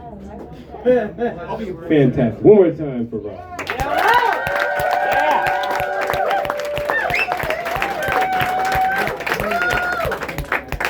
Anybody want to follow that? I'm done. Who said I'll go? Oh, okay, I thought it was Tim back there. No. I said make Kyle. Oh, what a great idea! I think that's a fantastic. What's up, Kyle? Art under pressure. You should pick out a poem in case they get strange and they want you to read. So. You're being voluntold. You have a few poetry from you. Andy. Oh, of course. Yes. Honestly, it was going to be you the whole time. Why do you hate me? Oh, no. This is love. Show your love for Andy. You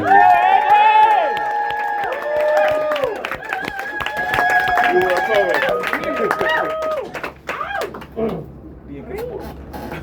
Be a good sport. I do my best. So I asked Rob and Tim what I should read, and after some negotiation, we came up with something that I've been wrestling with anyway. So that works well. Reading Tea Leaves in the Bowl of Night, a navigation in 3 readings. 1. The Keel, Karina. I read the sky as a bowl that never stills. Nut drinks the heavens and births darkness and sparks of light. The keel of Argo drags beneath my dreaming, too ancient to float, too sacred to sink. Once a king died and someone named a star. Once an inventor turned light into fire, and a priest etched it into asterism. The sextant falters, the quadrant warps. I steer by shadows of dismembered gods. Even memory rusts in open air. The constellations wheel, not in orbit, but in argument. 2. The stern, Puppus. I read the sky as a scar beneath new names. I chart a course on scraped hide, a palimpsest overwritten with new knowledge. The stars refuse to hold their names. Each line etched in the sky dissolves mid-thought. I speak to an astrolabe that answers with rust. No gods guide me, only errors. I measure wind against the breath of vanished priests. In dead reckoning, all journeys become elegies. Puppas trails behind like a myth undone, a splintered stern, the ghost of steering. Nut leans in, whispering coordinates in a lost tongue. 3. The sails, Vela. I read the sky as a silence asking to be read. The sails fill with questions I cannot answer. The binnacle lantern gutters, the compass needle spins. I read the stars not for truth but permission. The sextant lies quiet beside me, dreaming of precision. Above, new patterns flicker, unclaimed, unfinished. I name nothing. I let the wind speak. Nud exhales and I rise into her breath. What guides me now is not direction, but the rhythm of absence. The grid collapsed. The sky returned to what it was, not a system, but a silence asking to be read.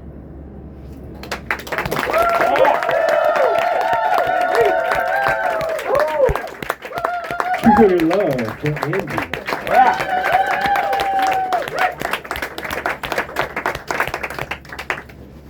Andy, can you tell the class what a sextant is? It is a navigational tool for navigating by the stars. How many of y'all knew that? Yeah. It's like a thing. No, I think this is an honest poem. Yeah. No, I mean, not everyone raised their hand, you know? I appreciate that. Because I didn't know what the fuck it was. Yeah. Sextant. Come on. I've heard of those. Rob! Rob, what did you on that goddamn island with all them billionaires? Yeah. Talking about sextant. No, he's in the nosebleeds. He's Jester Goody. Oh, God. Next up to the mic, where's Hazel? What's up, Hazel? You alright? I'm alright. Good poem for us? Word. Y'all want to hear Hazel? Yeah. They ready. Show your love for Hazel.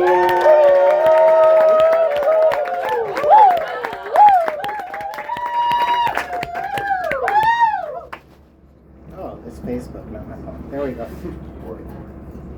So I wrote a poem on Monday. Ooh, shit. And then, No. well, yes, Well, but yes, not yet. Anyway. Cue us in. And then yesterday, my brain decided to use that poem to come up with a new theme, which will make sense to all of y'all in a second, if you know kind of way. It was written this afternoon, so. It was written this afternoon. New shit. Okay, but content warning for violence against kids, and if you obsess and ruminate a lot, maybe just be careful. So I meant to give the content warning first, so people actually have time to walk out, but whatever. We're here now. My intrusive thoughts never win, but the compulsions sure fucking do.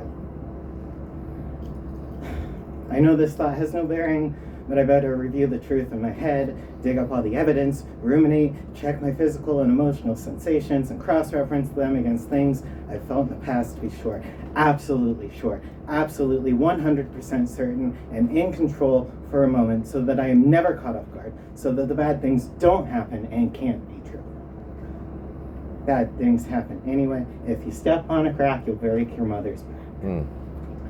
I think I broke her back. I must have.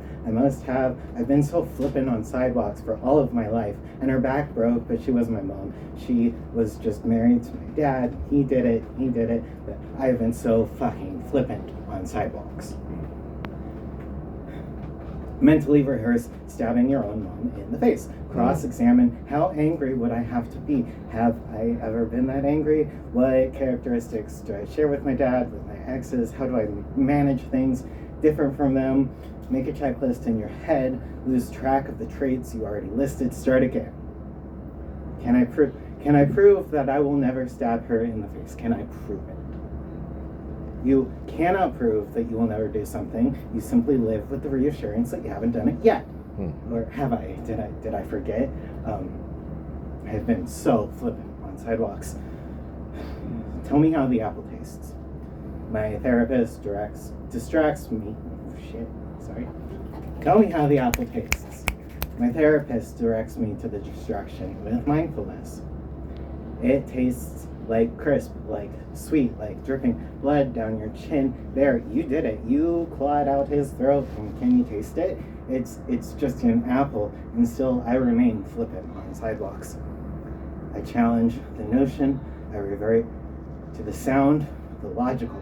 I've never done this. I do not want to do this. It is ego dystonic, and the shame sat there like a pit in the sky, and the only way to make sense of being neglected like that, being screamed at like that, being thrown down the stairs like that, having my hair pulled like that, it was for the psyche to accept shame. With open arms, let me examine it, let me understand it, let me have control of it. I will not do the thing so long as I analyze how I might eventually be corrupted to do the thing and make a plan. Make a plan. If this, then that. If I feel the urge to push the child down the stairs, I will bash my head in with a hammer. Could I even find the strength to do that? But what does an urge feel like? What is it made of? I know I have urges to do things, so check. Do I want to shove the child down the stairs? Like, I want to smoke a cigarette? Smoke the cigarette, compare how the cigarette makes you feel to the image of his body sprawled on the landing, name it relief versus horror. I do not have the urge. But how dare I feel relief after visualizing something so horrible? Start again. And someone says, I am so OCD. I have to make sure that there are no spots on the counter, and they're laughing like it's such a funny, quirky little thing. And I would tell them to go to hell if I weren't too busy saving them from my throat in their teeth, from my teeth in their throat, by comparing frustration and annoyance with rage, and checking again. I remain flippant on sidewalks.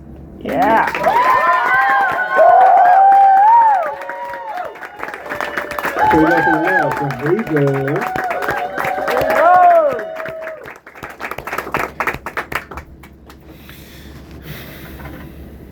That was a really good refrain. I remain flippant on sidewalks.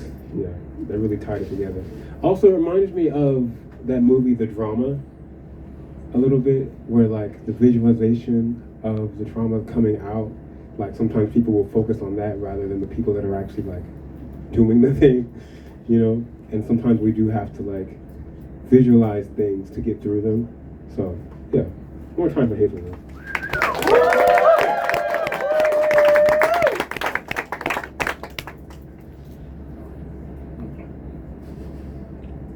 The father of Jessica Sparrow's child, Anna. Hello. You didn't know about this? I have so many titles. Orange. Yeah. This is common knowledge. You have a poem for us? I do. Ask her. I'm not asking shit. You got a poem for us, Anna? Y'all want to hear Anna read? They're ready for y'all. Put it up for Anna.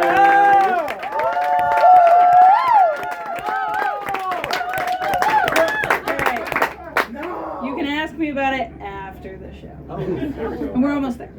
I have a written poem for you today, which is very, but I did write it before the show, but more like an hour and a half before the show. So.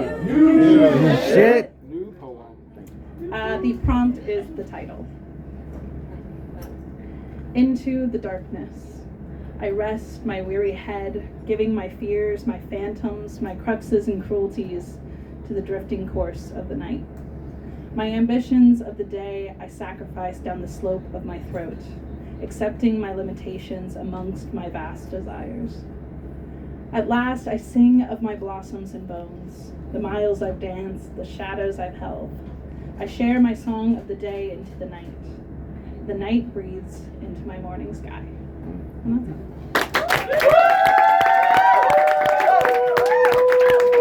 Show your love for Anna.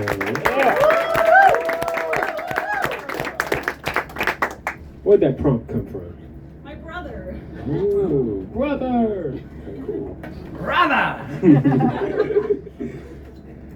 Have you checked out the workshop, the online stuff? A little. A little. Mm-hmm. Okay. Listen, I've been busy. Oh, you've been busy doing other prompts. Check mark. All right, now it's time for the baby mama. Jessica Sparrow. You got a poem for us? Something like that. I hope so. You ready for Jessica Sparrow? Yeah. Hello, Jessica Sparrow.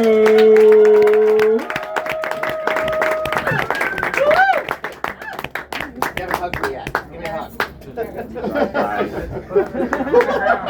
Wow. Without a feeling. Okay, so this one's still kind of in editing, but I scraped it from my skull this morning, so. New shit. New poem. Thank you, Dorian. I gave it the also creative name Last Night. The vaguely judgmental eyes of Mermaid Ari stare at me alongside the quietly intrigued gaze of Jimmy Snow as I move closer, tucking my face to your shoulder. Sleeping late and fog from allergies have kept my mind clean of the pestilence that has become my standard. But now, as night closes in and we wait for the debates to start, the black cloud of locusts descends, gnawing at my sanity, stripping away the thin bulwark I have constructed, protecting me from reality. You're gone. I remember you leaving the room. I remember the touch of your fingers, your voice wishing me a good night, but it does not seem real. You're only one room away. I'm not certain that's true. As every motion I feel, I'm on the precipice, about to fall to the floor, down some towering height, or into a black void. And I'm certain that the locusts have started on my skin. Am I in my apartment, or am I still in the shelter, my own personal hell, lying feet away from friend and enemy alike, in a warehouse of people? If I cry out, will you hear me and come, or will it draw the monsters from my childhood home, fickle, cruel, and compassionate by turns? I whimper softly, trying to balance atop my narrow ledge, the middle of my mattress, trying to visit paradise, if only in my head, to run across plains with a needly red blossom grinning as she keeps pace. But I find the locusts and the thoughts they've exposed. I find the faces of love, faces of loss, faces of betrayal. I find thens which have become now, theirs which have become here. I find my will to die. And even as I try to sail a ship through the skies with you and Ardalia by my side, I am swallowed by the past.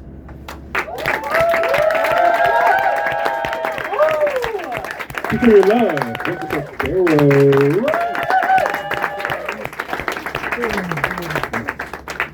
Talon, where you at? Hello. What's up, Talon? You got a poem for us? Yeah. You ready? You don't want to hear Talon read? Yeah. I know y'all want to hear Talon read. Show your love for Talon.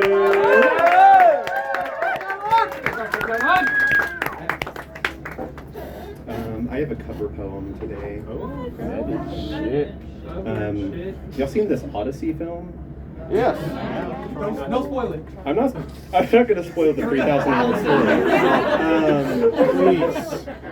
Does he make it? But I did really enjoy the film. I wanted to write a poem about Penelope, but then I read a poem about Penelope that was the poem I wanted to write, but better than I was going to write it. So, this is Penelope by Caitlin Conlon.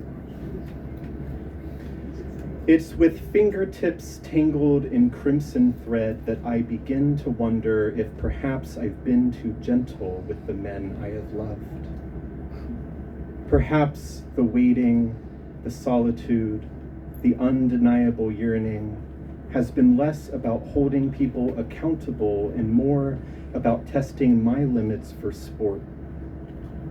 I have always needed to prove myself to myself. I decide that I am not a worthy lover if I don't spend every waking hour unwinding my heart, under the assumption that someday I'll be held again and this labor will not have been for nothing. If I stop, even to rest my eyes, then I deserve all the tangled nets and sea glass that wash up onto the beach before me. Sacrifice makes sense to me. How else do you explain the countless bodies I have turned away? The tired nature of the loom that has become my paradox. The songs I refuse to let any muse sing for me. Shroud from a wounded tapestry tumbles lightly over my hands as I work, like your hair would in the rosy-fingered mornings before the storm. Everything I remember reflects how I have loved you, which is entirely too much for what was given in return. Is this too soft? If I can bite my tongue without breaking my teeth, is that too soft? If I can turn away from the solace of real company while embracing the ghost of your touch, is that too soft? I look through the window to the night shimmering quietly and am reminded of a curtain thick with steam, the way it sticks to itself as it wavers. It's lonely to be in love. Nobody will ever know exactly how you feel. It's even lonelier to love longer than you deserve to. But how do I know what I deserve if my story is only ever told as addendum to yours? Oh, how I could have had it all. Somebody that would listen when I asked them to stay. I can't explain why I continue this never-ending pilgrimage into uncharted waters. There are things that I will never be able to tell you about grief, but I have made peace with them. I have invited them to watch me weave deception into our timeline, and they applaud me, praise my courage, tell me, of course he will want who you've become, which isn't a lie because I believe it. Belief is critical to those that have experienced loss. For example, I believe that this life as an undoer is temporary. I believe that the gods are not as smart as they think they are. I believe that nestled deep in my throat there is a part of me that will eternally, frantically search for you in every tide that devours our beaches. A part that knots seaweed into ropes and unfurls them into the great abyss.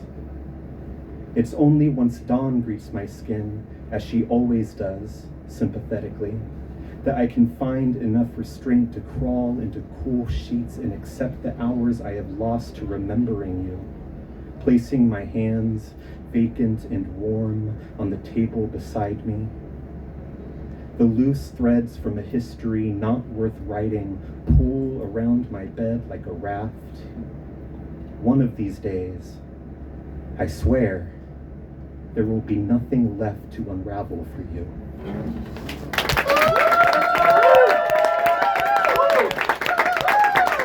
Show your love, Poetry Calderon. All right, so it is that time. All right, we have 2 poets left officially, and we'll keep it that. We will see, because we're at 10. We're moving to that time, okay? All right. I gotta go. Bye, Jimmy.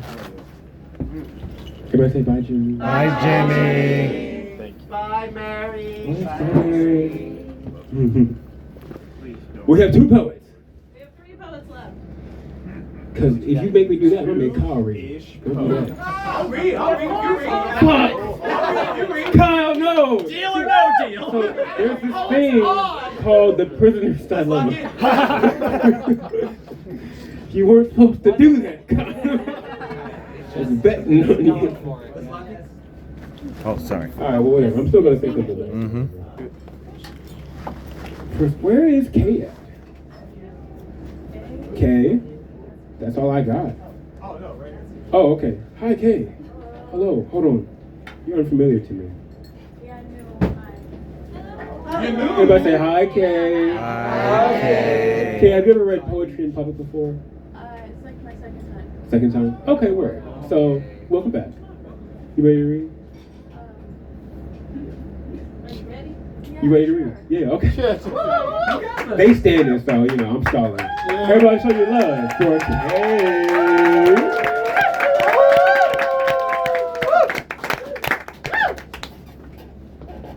Hi, this poem has no title, but it's very like adolescent, kind of repetitive and kind of long. It's adolescent as I am today, and I guess it's me trying to make sense of my memories, but also other things. So, swing on a playground makes a creaking sound as it rocks back, forth, back, forth. Proportionality is subject to who you ask, and you have to accept the change of mind. Some change of mind is quick like the slight swing on a playground.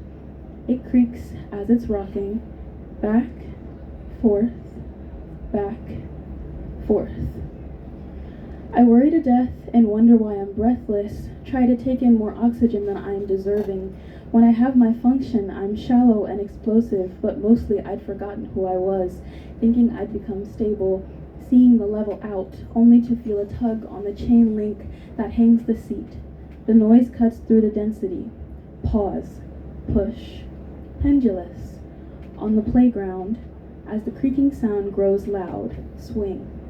Back, forth, back, forth. I hear it in my confusion. I hear it in my sleep like sweet dreams on a water-filled mattress. Space for the sober child choking. I float without getting wet, but I love the water. I just know I can never get in again. Body breathing, drowning in air, beginning to creak. I take in the ticking pendulum clock. Pull. On the release, you'll hear it slice through the sound barrier. Swing. Back, forth, back, forth. I am swinging, swung wide open, but this is a playground where I'd like to slide down the yellow tubular side and the flat red tongue down which a body should glide for two. I want to go with you, but I have to be brave, and let's just get on the swings. I feel the tug on, the chain link gets tugged on, shaking the steady base. This swing set has 4 that we can choose between. I'm just not sure they're all the same. I don't know where I am. I don't know where I should go, which I should choose. Paralyzed indecision by the ticking pendulum clock. Little and big, childlike space with water-filled mattresses to swim on, and I always loved you, but I just couldn't hear past the creaking, ticking, tug on my chain link. Hangs the seat if you love me too? I was trying really hard to do loving to you. I didn't know myself. I wouldn't know what it's supposed to feel like, what I'm supposed to... I'm swinging. Heavy. Just push me. Back, forth, back, forth. When I'm this way, I feel like a child. I feel like a child all the time. Baby, babies cry, baby crying. Mattresses are not supposed to feel like swimming pools that pull you under quietly, but you don't struggle. She taught you best how to stop. Needless. I want to ride my bike, but I scraped my knee the other day. Stop myself from crying. Stop feeling. Feel comfortable feeling too much. I want to go on the swings. We can choose between the 4. I just don't know which one is right for me. I really wonder if you hear it too. The sound they make when they move, like creaking, crying. Baby, you called me baby, held me, crying, creaking as they rock. Back, forth, back, forth. I feel confused, and it's so familiar. Familiarity my detriment, rule, routine, something structured. Bore me, I bore you, baby, with my talking, crying, babble on, babble. Listen to my pendulum clock tick, tug on my chain link suspension. There's this swing set on a playground. I want to swing. I'm gonna go on them, myself, by myself. Listen, I'll hear it. I won't ask if it's real, I'll hear it. I know that they make a creaking sound when I'm swinging and my consciousness flows out, in, back, forth. My swing. You pushed me. You thought I wouldn't know, but I tried to make sense of the memory as I went under, waiting, quietly. Stop. I'll hear it. I'll hear it. I hear it crying. I wasn't allowed. I saw it. I saw that. You pushed me. I pushed myself. On the swing with my feet on the ground, I was getting higher, rocking back, forth, over the bar, baby, babbling comfortably. I care for you, you hold me. I don't know what I saw, what I heard. I wasn't listening. Let's just swing, okay? I'll push you. There are 4 to choose from. You could sit in the one right next to me on the playground where the swing set stays empty. My memories swaying, buried deep within this baby babble, rattling cry, crying, creaking of the swing on chain link, hanging still, the loudest sound I've ever heard as they would rock, back, forth, back, and forth.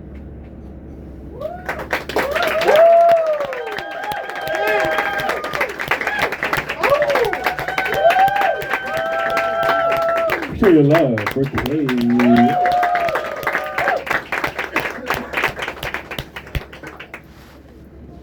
Okay, next up to the mic. It's a very special poet. Someone that's recently become like a good friend of mine. Someone that's really shown me like what it's like to have someone like check on you regularly. I don't know if I've had that before. Like since Tomas, like I've noticed that I've had to be reminded of what to do, you know, or reminded of what I can do with myself.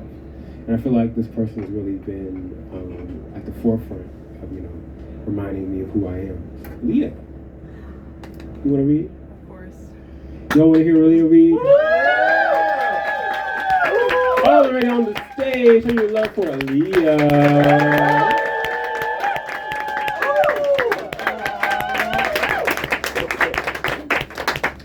Like, he knows that I cry about fucking everything, Oh, and sorry, then to sorry. say that right before I start reading. And it's like horny and a downer too. Now I feel No, that's what we need. I will. I love you, Travis. I really enjoyed getting to be your friend. Anyways, this one is called The Cradle. It's a 3rd draft, which is why it's called The Cradle 3. The silken cradle of the moon, an upturned crescent of white bassinet, seemed to neither grow nor shrink, not an inch nor a mile, not in 6 days and 5 nights.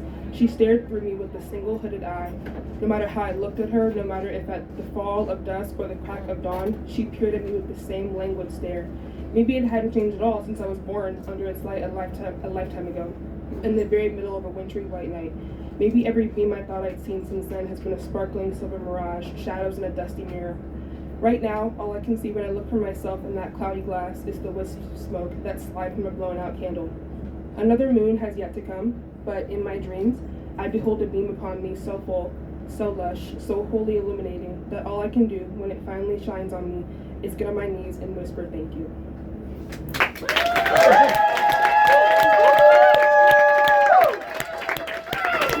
Keep your love for Leah.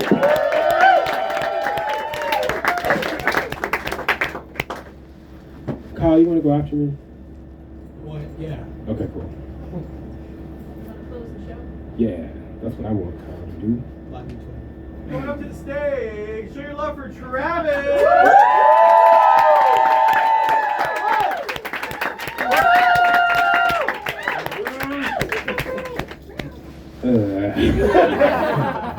Put a poem in us, Travis. No, did you do a little soft handling? How you doing tonight, Travis? Oh, wow. Oh, wow. You having a good time? I was. Yeah, you got a poem you want to read? I do. All right. Okay. That's how I sound. Awful. We love it, we love it, we love Just it. so Sensational. Fabulous. air conditioning. Oh, that's the name of the poem. Skin of the devil man tears at the crossroads of sin and savior. Savor the moments of blue fire curling off his tail like a perpetual propane tank. The whole trailer gets a flame eternal or an everlasting gobstopper of faith.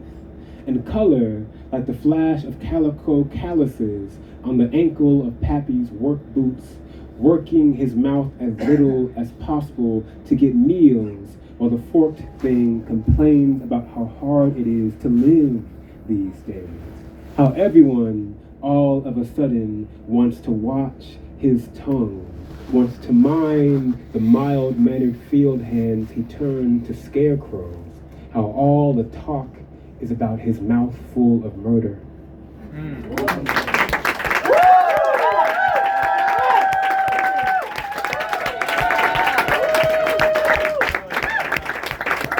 Closing our show is a blues man by trade, but also a poet in the night. Y'all ready for Kyle? Yeah. Show your love for Kyle. Appreciate it, King. What's up, y'all? What up? I wrote this poem today. I attempted to write a ghazal today, so this is definitely a first draft. This shit is not easy, but nevertheless, I'm here. New shit! Thank you, y'all. I was talking with Tomas about the structure of like black art and black poetry and how it changes over time. And I was listening to a Little Walter song, of all things. It was a song called My Babe, which went #1 as an R&B song. It was written by Willie Dixon, and it was one of the first blues songs by Chess Record to ever go #1 in the charts. And so I imagine, what if Little Walter, this harmonica player from the Deep South, what if he was alive today? And if he was, what would the kind of woman he would sing or talk about or write about? What would she look like? What would she be? And so this is my attempt to write a ghazal about what that woman would be. And it's called My Babe. Sweet-scented, soul black woman, cowrie shell, cutie, cool black woman. When you brush against me in the night, heart races like my school days, woman. Our fiery souls alight the dark. Don't you know this love burns rules, woman? We consume streets and towns upside down. Under ashes, we are jewels, woman. Your sandalwood scent makes my flame grow. I'm anointed as your full woman. Thank you. Please show your love for Kyle. That's everybody. Show your love for all the poets who read. Show your love for Kafe Kerouac for letting us do this shit. Show your love for the staff, for Rob, for Tim, for Mandar, for Christina, for Dorian.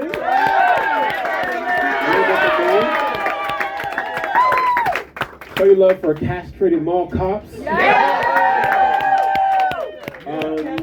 We love y'all. Please hold on to each other. No, I'm gonna say something sentimental. Yeah. Because Aaliyah started crying and shit. So. We are really all we have. Right? Sometimes you can look around in a room and feel like you know someone will come to your aid, but you won't actually know until you need it, till it actually happens. And I really want you all to be comfortable testing the boundaries of what we consider a community. That fucking word is so overused. Community. Blah, blah, blah. Community don't mean shit unless you are able to call someone while you are on the floor and unable to move. Community don't mean shit unless you can go and talk to someone when you need it the most. So look around, see if you consider what you see a community. And if you don't, you gotta let me know, because we got some work to do. All right? We love y'all. Good night.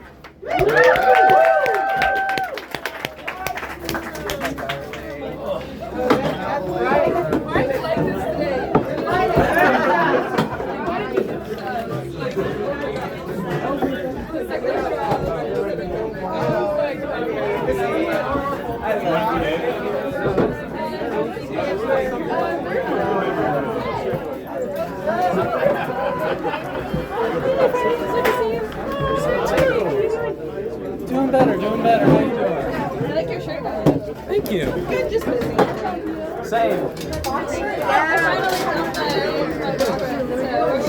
Shit, we need to catch up.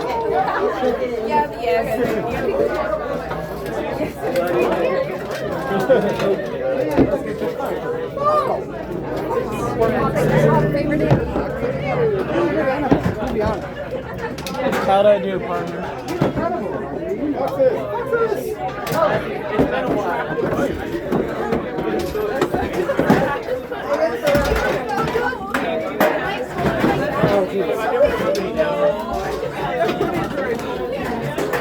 You might have. I didn't notice it. Were you gonna get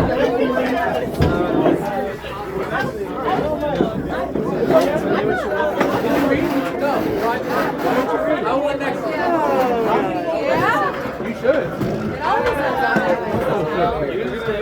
Hold on, I'm not paying attention much longer. These things aren't like. You can put it on the ground. You could just put it on the ground. I'm holding these chairs. What's up, man? What's good, man? I like that hair, dude. Thank you. I like yours. Yeah, man. I'm trying to get like you. Look at that fade. You just get it done. No, it's been a couple days, yeah. Oh, that shit look crisp, brother. That shit look good. Thank you, yeah. Yeah, that shit look good, man. Was you at Puff and Smoke? No, sir. Okay, because they just had a Puff and Smoke like 2 weeks ago. What's that? It's a poetry where they smoke weed and do poetry. That sounds hard. Yeah, it was on East Side, over by where Eastland Mall used to be. Oh, But word? There That sound black as was a shit. cat that looked, yeah, it was super black. Like they ask you to repeat your shit. If they like your shit, they stop you and say you gotta repeat. Fuck you all up. Really? Yeah. Mid-flow? Mid-flow. They be like, hit that line again. Yeah. Rewind. I'm sorry, I'm not And then they gonna, if you tell them you can't do that, they gonna tell you gonna learn today. Word? Yeah. It's called Puff and Smoke? Puff and Poetry. So they travel all around Ohio. They out of Cleveland. I think they're gonna be in Cincinnati next in like Oh, man, fuck that. 2 weeks. They'll be back here I'm about to probably say. in a couple months. It's not that I don't care. It's just more like I cannot make the time. No, they'll be back this way at some point. Word. I appreciate that. When they coming back? I don't know. You just follow them on Facebook or Instagram. Puff and Poetry. You know anybody that runs it? I forget the guy's name. He's a real good host though. Yeah. Yeah, I'm in there too. Yeah, it's definitely a great experience though. Yeah, I appreciate you, man. Yep, see you, man. Yeah, see Good you. shit up there. No, I got tomorrow and then Friday still. That's all.